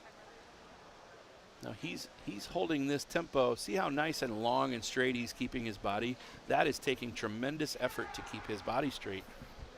If his legs were to flare out to the sides, that would cause a lot of resistance and kind of counteract what he's trying to do with his upper body. So it's an all upper body 200 freestyle for him. He's doing it on his back. Outstanding efforts. He's in the middle of the pool there with about 20 meters to go in his 200. Again, over in lane 2 there, that is Diego Diaz from Mexico, also swimming backstroke, keeping his body aligned. See, his legs are flaring out a little bit, but he's keeping him in line and going as fast as he can. Outstanding finish. That's going to be Isaias Sonos from Peru in lane 7. Followed right behind him is Diego Lopez from Mexico. Now in lane 1 and lane 8, this is lane 1 you're watching. This is Alberto Diaz from Chile. We just had great competition and so appreciative of what Chile brought us for the Pan American Games this past November. He finishes in a 4:25.17. He was 4:21 this morning, so he's a little off of his time. Jesus Ray Lopez Cervantes from Mexico in lane 8. He was 5:07 this morning. I think he can beat that. He's got 17 seconds to beat that, and he's certainly closer to the wall than 17 seconds away. He was 5:07.9 this morning. He is 5 minutes, 0.98 tonight, so 7 seconds faster than he went this morning. Outstanding efforts and great times for all of these guys. That was your A final. They get the whistle there to make their way to the side to get out of the pool. There is not a youth final in this event, but I believe there will be youth awards given out. Our next heat will be the B final. After that, we'll have, looks like, possibly 1 or 2 heats of the 200 freestyle relay 20-point. Oh, 1 heat of the 20-point relay and 1 heat of the 400. See how Lawrence was well out in front there early in the race, and then Trevor said, you know, it's my turn, I'm going to take over. Didn't quite take over yet in this part of the race, but here's where they're starting to have the catch-up and the separation from that men's A final. Trevor took it over there at the 100 and did not allow Lawrence to get back to him. Great U.S. teammates battling it out, trying to get there. The battle after the 200 freestyle is the battle for oxygen. As you can see, they're breathing pretty hard there. The B final start list for our 200-meter freestyle for the men, S1, S5, and S14. In lane 2 from Mexico, Christopher Gregorio Tronco Sanchez. In lane 3, Marcos Rafael Zarate Rodriguez from Mexico. From the U.S., Cirrus Kia in lane 4. In lane 5, Jonathan Antonio Martinez Sanchez from Nicaragua. And in lane 6, Jose Manuel Silva Diaz from Peru. And from Canada in lane 7, Riley Martin. This is our B final of the men's 200-meter freestyle mixed classifications. And when I say mixed classifications, the way they make it into the final is, it's a little complicated, but it's simple once you understand it. In each of the different classifications, there is obviously a world record. And that world record in each classification is awarded 1,000 points. So whoever has that world record has 1,000 points. When these athletes finish, they compare their time up against that 1,000-point world record. So you see some swimmers will finish with 600, 700, some are in the 100s or in the 900s. Now you forget the classifications and you just take the top 8 and 9th to 16th point scorers from the morning preliminaries, and those are your swimmers that make it into the final. So I hope I didn't confuse anybody on that. I hope that's pretty clear. It's a great method because you're always chasing a world record. Even if you're far away from it, it is the standard for your event and your classification. It's a wonderful way to do this. What a lot of the different meet hosts are doing is figuring out the software to have those point scores come right up with the times. We've had that in a couple of meets in the past year or two, and we don't have that at this meet. So some of those things are being calculated as our swimmers finish. So we in the morning we don't have that final heat, youth heat and B final ready as each race finishes. But we get it about 10-15 minutes after, and we know who's going to swim. I think the officials are working something out for this B final.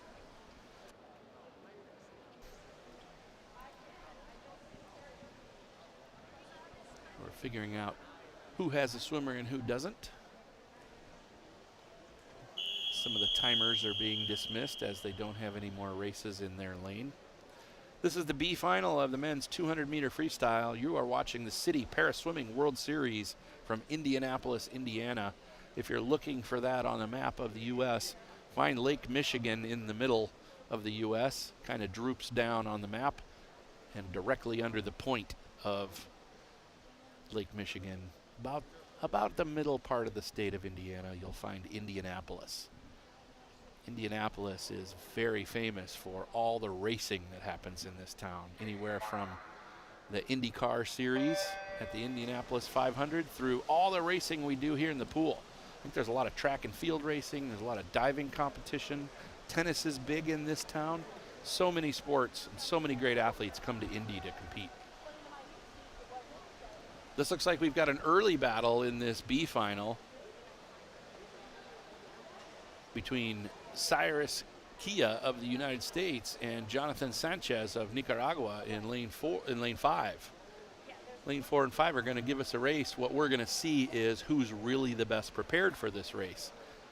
And I'm grossly generalizing, but anybody can race the first 50. It's those next 3 where we start to see training pay off. And right now in, I believe, lane 5, that is Jonathan Sanchez making a little move, but it doesn't look like Cyrus is going to let him get away.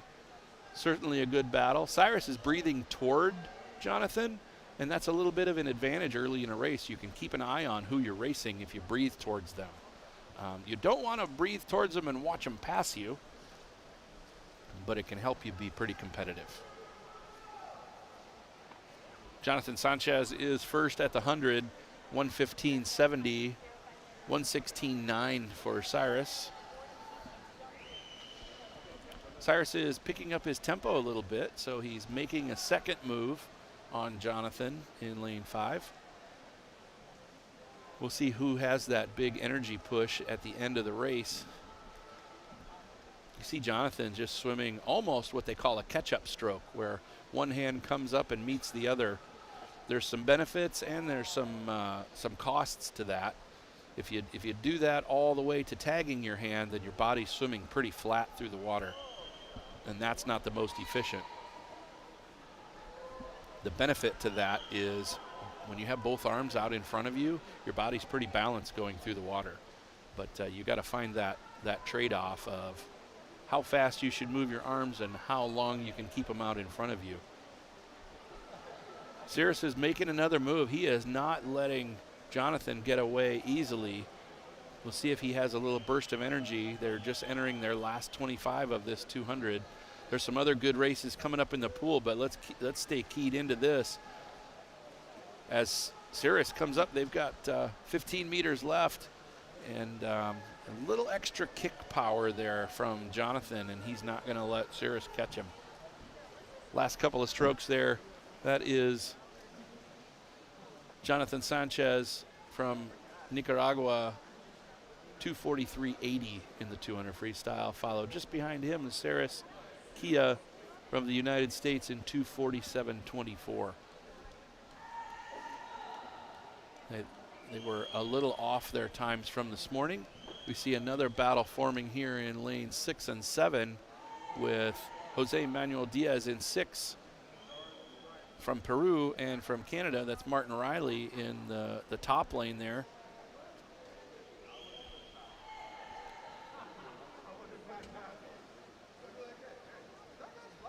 Jose is a S3 freestyle swimmer, and Riley is an S4 freestyle swimmer. Those are lower limb impairment. See them both touch the wall and get off. The rule there is you just have to touch the wall. That's showing that you're completing the entire distance. So having or not having the ability to push off the wall is less important than getting to that wall and touching it, so you're covering the entire 200 meters. These guys are really stroke for stroke. Right now you have lane 3 from Mexico, Zarate Rodriguez. His time did not come up, but he finished 3rd in that heat. This is really a good swim. Now you're seeing your swimmer in lane 6. That's Jose Manuel Silva Diaz from Peru.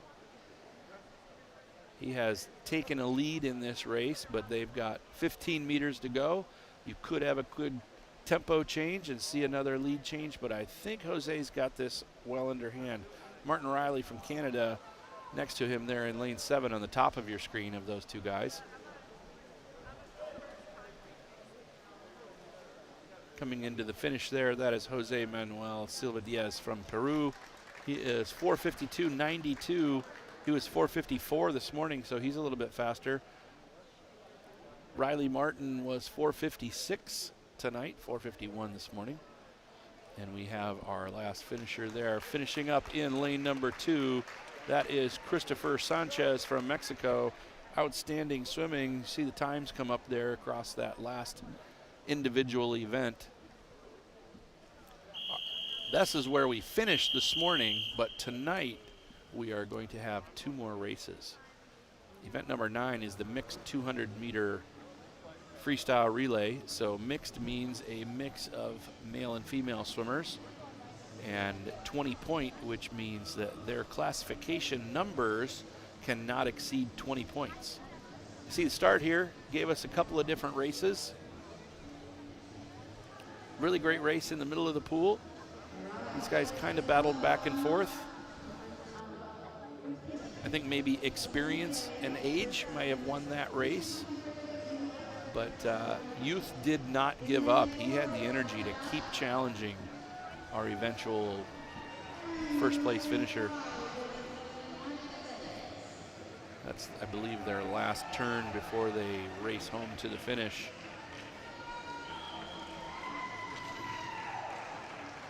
where Cyrus was really giving him, if it's really old school, they called it giving him the business. Trying to really push him to a best time. In this next event, we've got Team Canada versus Team USA. This is the mixed 200-meter free relay, 20 points. And what that means is a combination of male and female swimmers, and their classification numbers of each of them are added up, and they cannot exceed 20 points. So this is just a final. We did not do this race this morning. I do not have the names of these swimmers, but that's no problem. We'll just call them by country, unless I happen to know their names. I know that behind the blocks for Team USA in lane 5, that is Abbas Karimi. And he will probably get a coach to give him a little balance aid up on the blocks, at least to get up on the block and get himself set up and balanced. Abbas Karimi just became a U.S. citizen after the Tokyo Paralympics, and he is fired up to be racing representing the Stars and Stripes. And we're fired up for him. So the different coaches have different strategies on who they swim when, but you'll see 2 male and 2 female swimmers on each team contesting this race. It looks like the officials are about ready to start them.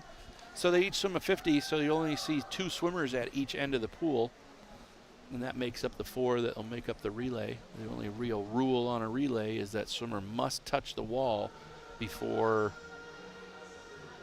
the swimmer following them completes their distance.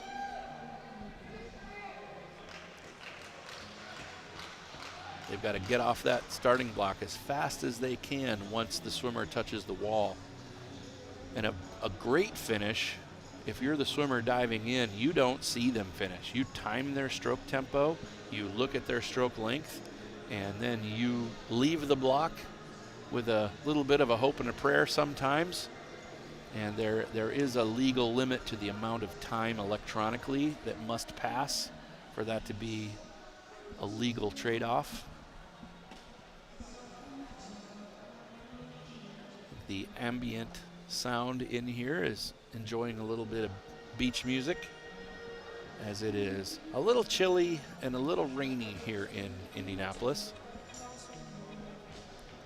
I'm not sure what's taking this time. A lot of times when you come out of an individual event right into a relay, the officials will cut them a break if a swimmer is doing both. So that might be what we're seeing here, but there's the far end of the pool. Team USA on the top of your screen there, and Team Canada on the bottom of the screen, ready to go. That official behind Canada is the famous Chip Kerrigan from Ohio. He has done such incredible things for the sport of swimming, near and dear to my heart for open water swimming. He has really taken the lead in helping that part of our sport take off across America with what he's done. Okay, we got the whistle down here at the start end. We're going to begin this 200 free relay.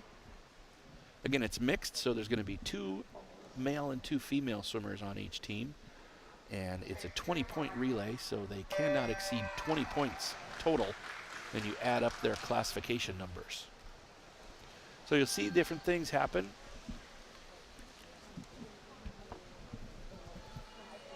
Right now you see Team Canada in lane 4 out to an early, very strong lead, but that can all change in a mixed relay depending on how the coaches put their teams together. Always a great rivalry between Team USA and Team Canada. Right now Team Canada is about 20 meters ahead at the first 50. And we'll see if Team USA can even that up before we get to the 200-meter mark. Don't ever want to count out any team in a mixed 20-point relay.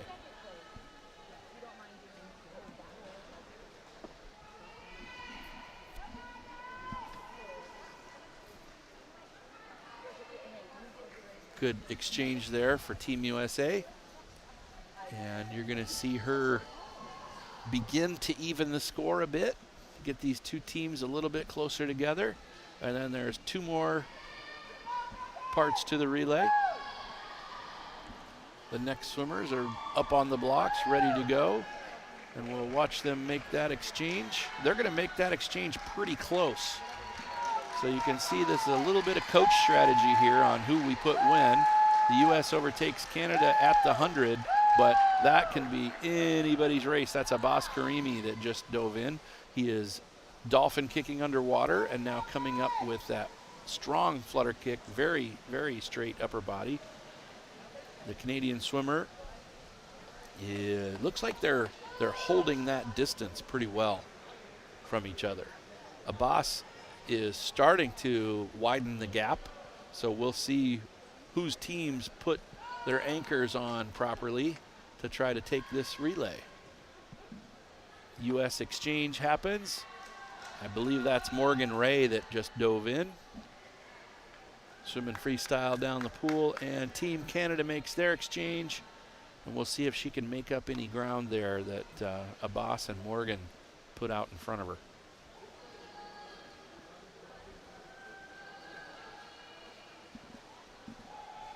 About 8 to 10 meters between them. I don't think there's enough pool for Team Canada to catch Team USA. Team USA definitely wanting to win here on their home soil, or home water as we have it here. Morgan Ray, I believe, came in there for the anchor on the U.S. team. U.S. team finished in 2:45.59. It wasn't. That was, I'm sorry I'm laughing, but I made a big blunder at our last big meet with Morgan Ray, and that wasn't even Morgan Ray swimming. I hope in the subsequent relays that was Mr. Shattuck in that race, anchoring for Team USA. They're going to really give me a hard time after this broadcast, but I deserve it, and I can take it. I didn't get the info, so I couldn't give it to you accurately. Team USA takes that 2:45.59 to 3:00.44.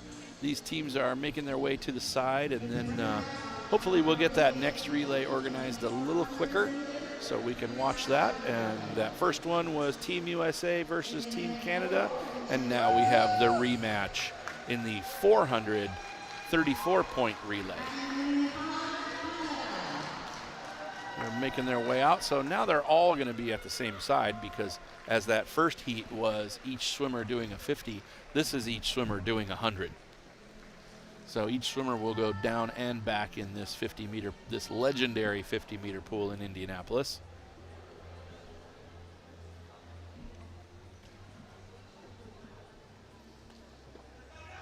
It's a great night to race. It's a great night to be indoors in Indy. We had rain most of the day yesterday, and at least this morning, you know, I don't know, it could be sunny. I've been inside this room since about 6:30 this morning. So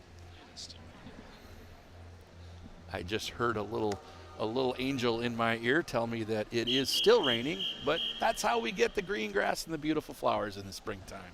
So you gotta trade off. You gotta be a little cold and wet in order to see some great flowers and get the grass green. They're struggling a little bit with the I believe they call it a fin on the block. That is it's whatever you want to call it. It's a wedge, it's a fin, but they're struggling a little bit to get that to hold its place. And they'll do that with each of the 4 swimmers, so we want to make sure that those are operating well. These things have certainly gotten a lot of use over the last 4 or 5 weeks. There has been a major swimming competition in this venue every week over the last 5 weeks. Some of them have been long course meters meets, which is this. Long course refers to the pool when it's in the 50-meter configuration.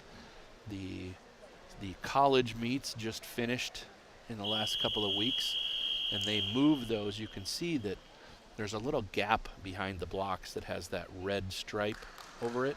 That's actually a movable wall, and that wall is moved to 25 yards for for collegiate and scholastic competition.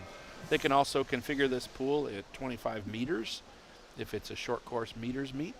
This is a long course meters meet, so this pool is configured for 50 meters, and that is how we contest the Paralympic Games. This is the length of pool you will see in Paris at the Summer Games this year, 2024 Paris. Out in front right now, lane 4, that's the United States. But as we saw in the last race, we cannot call this race until the 4th swimmer has finished, because the leads can change with each swimmer. Team Canada holding their own there. Have a little bit of a faster swimmer as a leadoff for Team USA. We'll see if that evens out a bit in this second swimmer.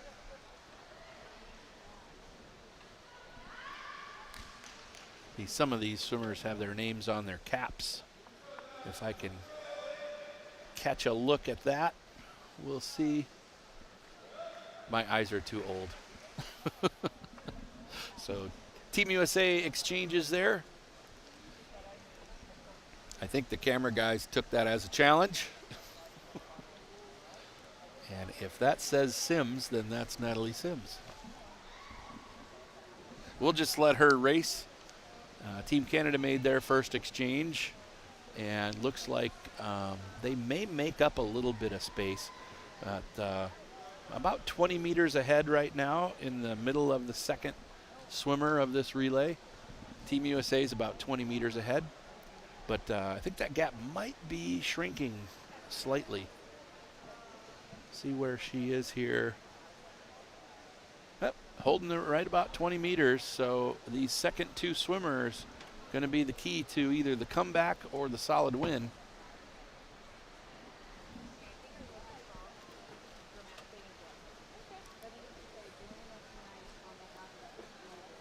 We'll hope that says Sims. I'm pretty sure that's Natalie, I almost called her Natalie Swims, which that's not a put down at all. That's Natalie Sims that just finished in lane number 4. And he's not going to treat us to a name on his cap, but we're going to watch that freestyle. Certainly just relentless, great fast tempo out in front, strong kick throughout. You can see his upper body rotating at the same rate as his arms. Some swimmers have a little bit dissonant tempo where some of their body does not keep up with their upper body tempo. And then you have a little bit more resistance when the whole body isn't working together. But it's working together here for Team USA as they are kind of running away with this so far. But I don't want to call it because we've seen this lead changes in that 200 free relay. These guys are about 44 meters apart. And there goes the anchor for Team USA. Nice long stroke out in front. See, he holds out in front. His hips and his hands kind of land at the same time on each stroke. That's very fast and very efficient.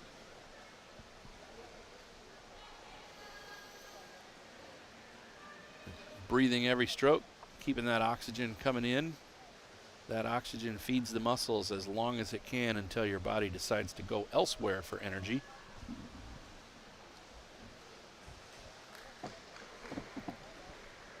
When it's going elsewhere for energy, that's when your muscles start to feel heavier and heavier and heavier. And he's not really shutting down at all. He's really holding this well. But when you see a swimmer towards the end of their race really slow everything down, they call that the piano. The piano landed on their back. But that did not happen for any of the 4 swimmers for Team USA. Outstanding effort, outstanding results. There's Team Canada's got about 65 meters to go. Coming into the last turn of his 100. Again, nice, efficient stroke out in front. Keeps an arm out forward. You know, if he would lay that arm out a little bit forward and let his hip finish all the way to the side in each stroke, he would not only be a little bit more efficient, he would probably get through the water a little bit faster. But there is no question about his effort with 25 meters to go. This is Team Canada finishing up their 400 free relay. First place there was Team USA in a 4:14.42. So that's probably everybody averaging about a 103-ish. Team Canada finishes there at the wall at a 5:12.58. Now this brings us to the end of swimming, but we're gonna clear out the deck, and we're going to move all those timers off of the pool deck and set up for our awards. And I'll get chatty here for a few minutes while they do that. If they can make a quick transition, we'll stay on the air with you. So we'll see some highlights here from that first leg of the relay. That was Jessica Long getting out in a nice lead for Team USA. Solid turn, very long out in front. Long is her name, and long is her stroke. You can see Jessica really holds her stroke long and out in front, and that's why she has more than a couple dozen medals from her various Paralympic games. Probably a countless amount of medals from all the World Championships and Pan American games that she's been to. Good transition there into the anchor leg for Team USA. So are you going to announce that we have the awards and ask the officials to move? Or do I need to do that?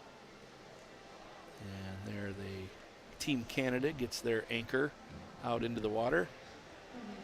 As Team USA there comes to that blazing 4:14.42 finish.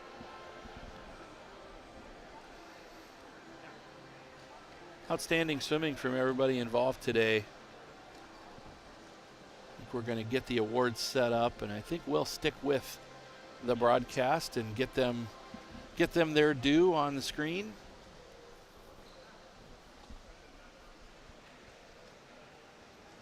Hopefully we can get a few more fans in the seats the next couple of days. I know this being Thursday, it's a school day, it's a work day, it's hard to get away day.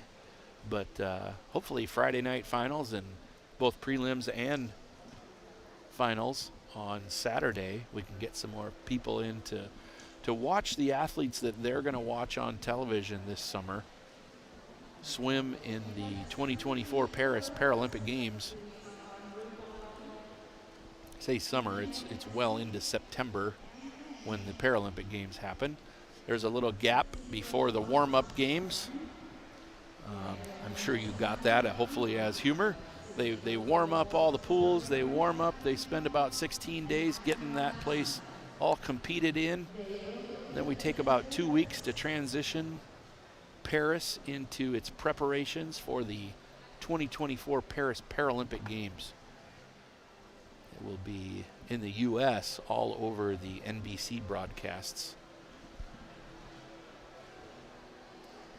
This event, the Citi Paris Swimming World Series, this is the U.S. stop. They've been in Europe, they've been in Australia, and I think they head back across the pond after this. And there's not many left, not many opportunities for these athletes to get their international classifications all sealed up before Paris, and then their final racing preparations once they've been named to their country's teams. In the U.S., that'll happen in Minneapolis, as it did leading into Tokyo. They were a fantastic host and will be hosting us in the U.S. for our trials. Now, you don't hit the wall and make the team, as you see on the able-bodied side at trials. We are allotted a certain amount of swims, certain amount of events. We call them slots. And then we put together the best team that we possibly can. And I can tell you that's probably a 10 to 15 page document of what we follow in order to qualify for the U.S. team. You can find all those documents at teamusa.org and then do a quick search within teamusa.org for selection procedures. You need to be well versed in the selection procedures so that you're swimming the right events at the right time and getting yourself qualified for the team. So now we're going to get to the women's and men's 100 breaststroke awards. Looks like they're all set up. I'm not sure they're ready to start, but they are definitely all set up. See Kristen there walking across behind the blocks. She is our media guru at U.S. Paralympics for this swimming event. Keeping all of us organized and getting where we need to be when we need to be there.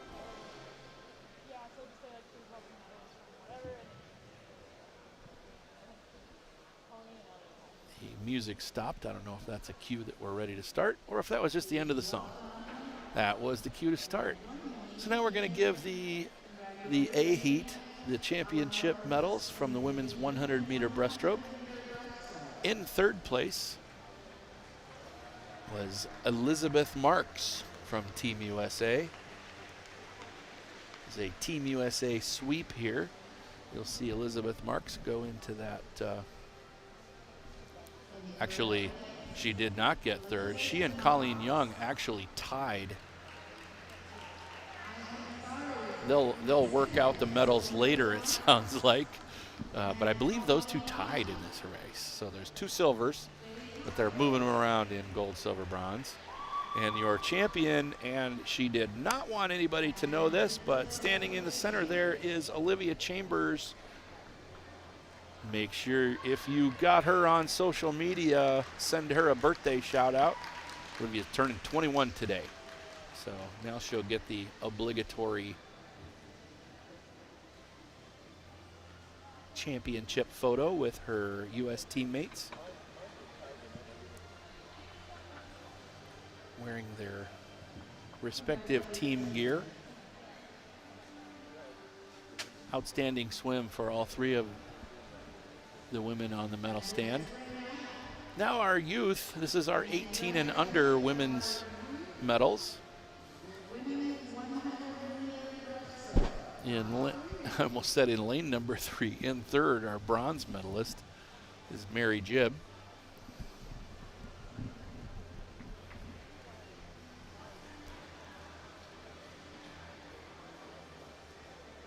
Kanon Fukuda from Japan is our second place swimmer.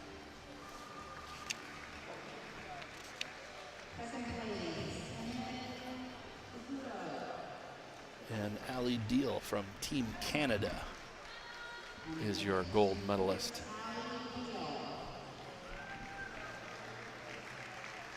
Outstanding swims, efforts, and results for these 3 young women. The 18 and under youth champion, runner-up, and bronze medal. Mary, Kendon, and Ali, congratulations to all 3 of you.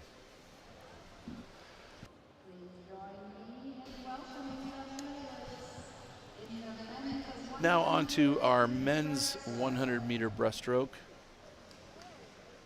A final. First, second, and third. Not always by time, not ever by time actually. These athletes are the 3 closest to the world records in their classification. I think that's such a great way to award these races. You could have the fastest time in the A final, but if you're not that close to the world record, is that really a great race? These guys proved great races. That was Jesus Gutierrez in third. Charlie Giamichel from Canada in second place, and I am reading the wrong names again. That's Aiden Stivers, Morgan Ray, and Nelson Corzo.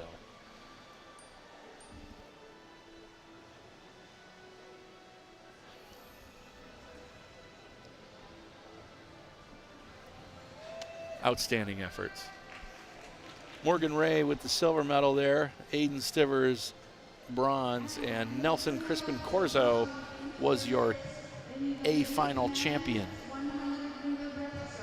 So the swimmers that are touring with the Citi Para Swimming World Series are also picking up series points as they finish, and those will be awarded at the end of the series.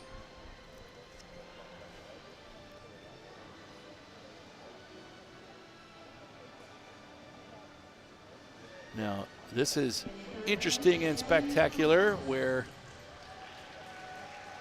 Aiden, who just got third in the overall swim, is your youth champion.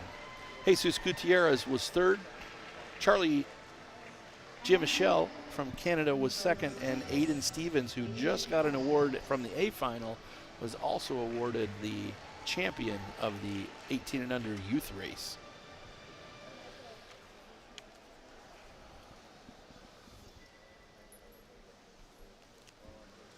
Sometimes when the awards information is sent to me, it's really just the overall results with different awards circled. So I've got to decipher that. So I apologize if I'm not getting the awards quite right, but I think I rectified that with Aiden, Morgan, and Nelson in that A final. Bronze, silver, and gold.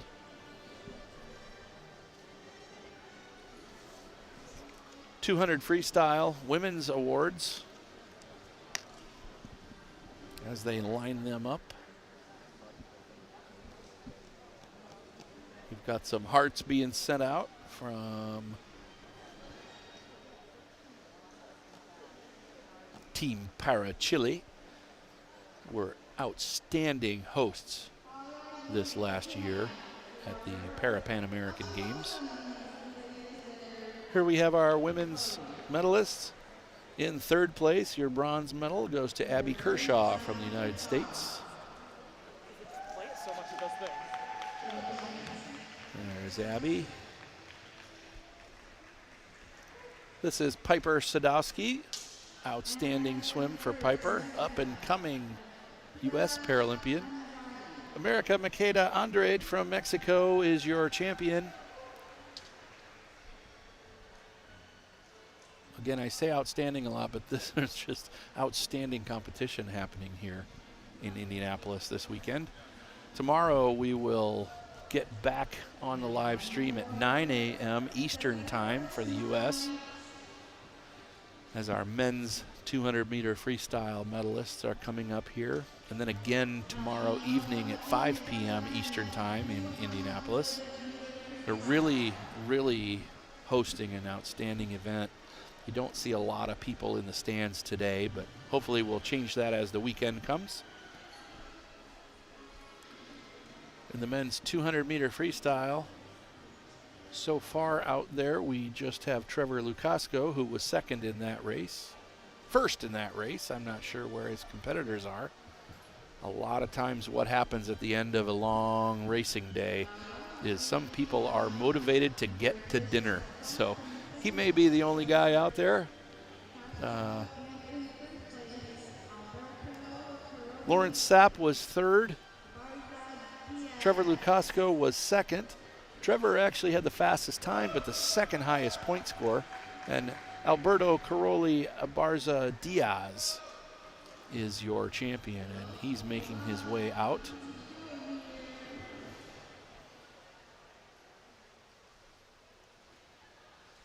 These guys jostle for position.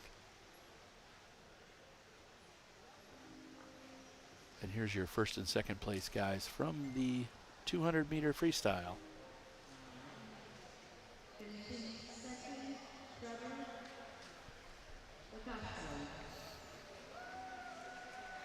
Trevor Lukasco, second place by points. He had the fastest 200 freestyle in the pool tonight. As I am being sent some pictures from a very famous Indiana swimming legend, Nadine Day. If you're watching, you deserve every shout out, and if it embarrasses you, I like doing it even more. My phone just kind of blew up there with some pictures of myself looking very lonely at the table and broadcasting solo. I'm not sure because I have not heard word.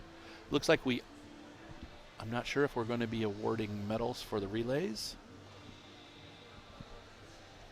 Yeah, see, I'm solo. That's all I got. Just me. They were looking for a guy who just talks about swimming for hours and hours.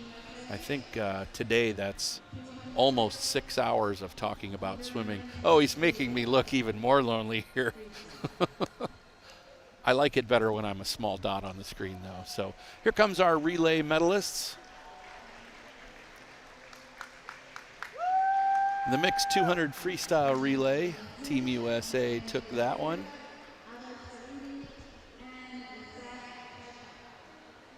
And Team Canada was in second of the two. There's a very, very happy, smiley Team USA getting that picture.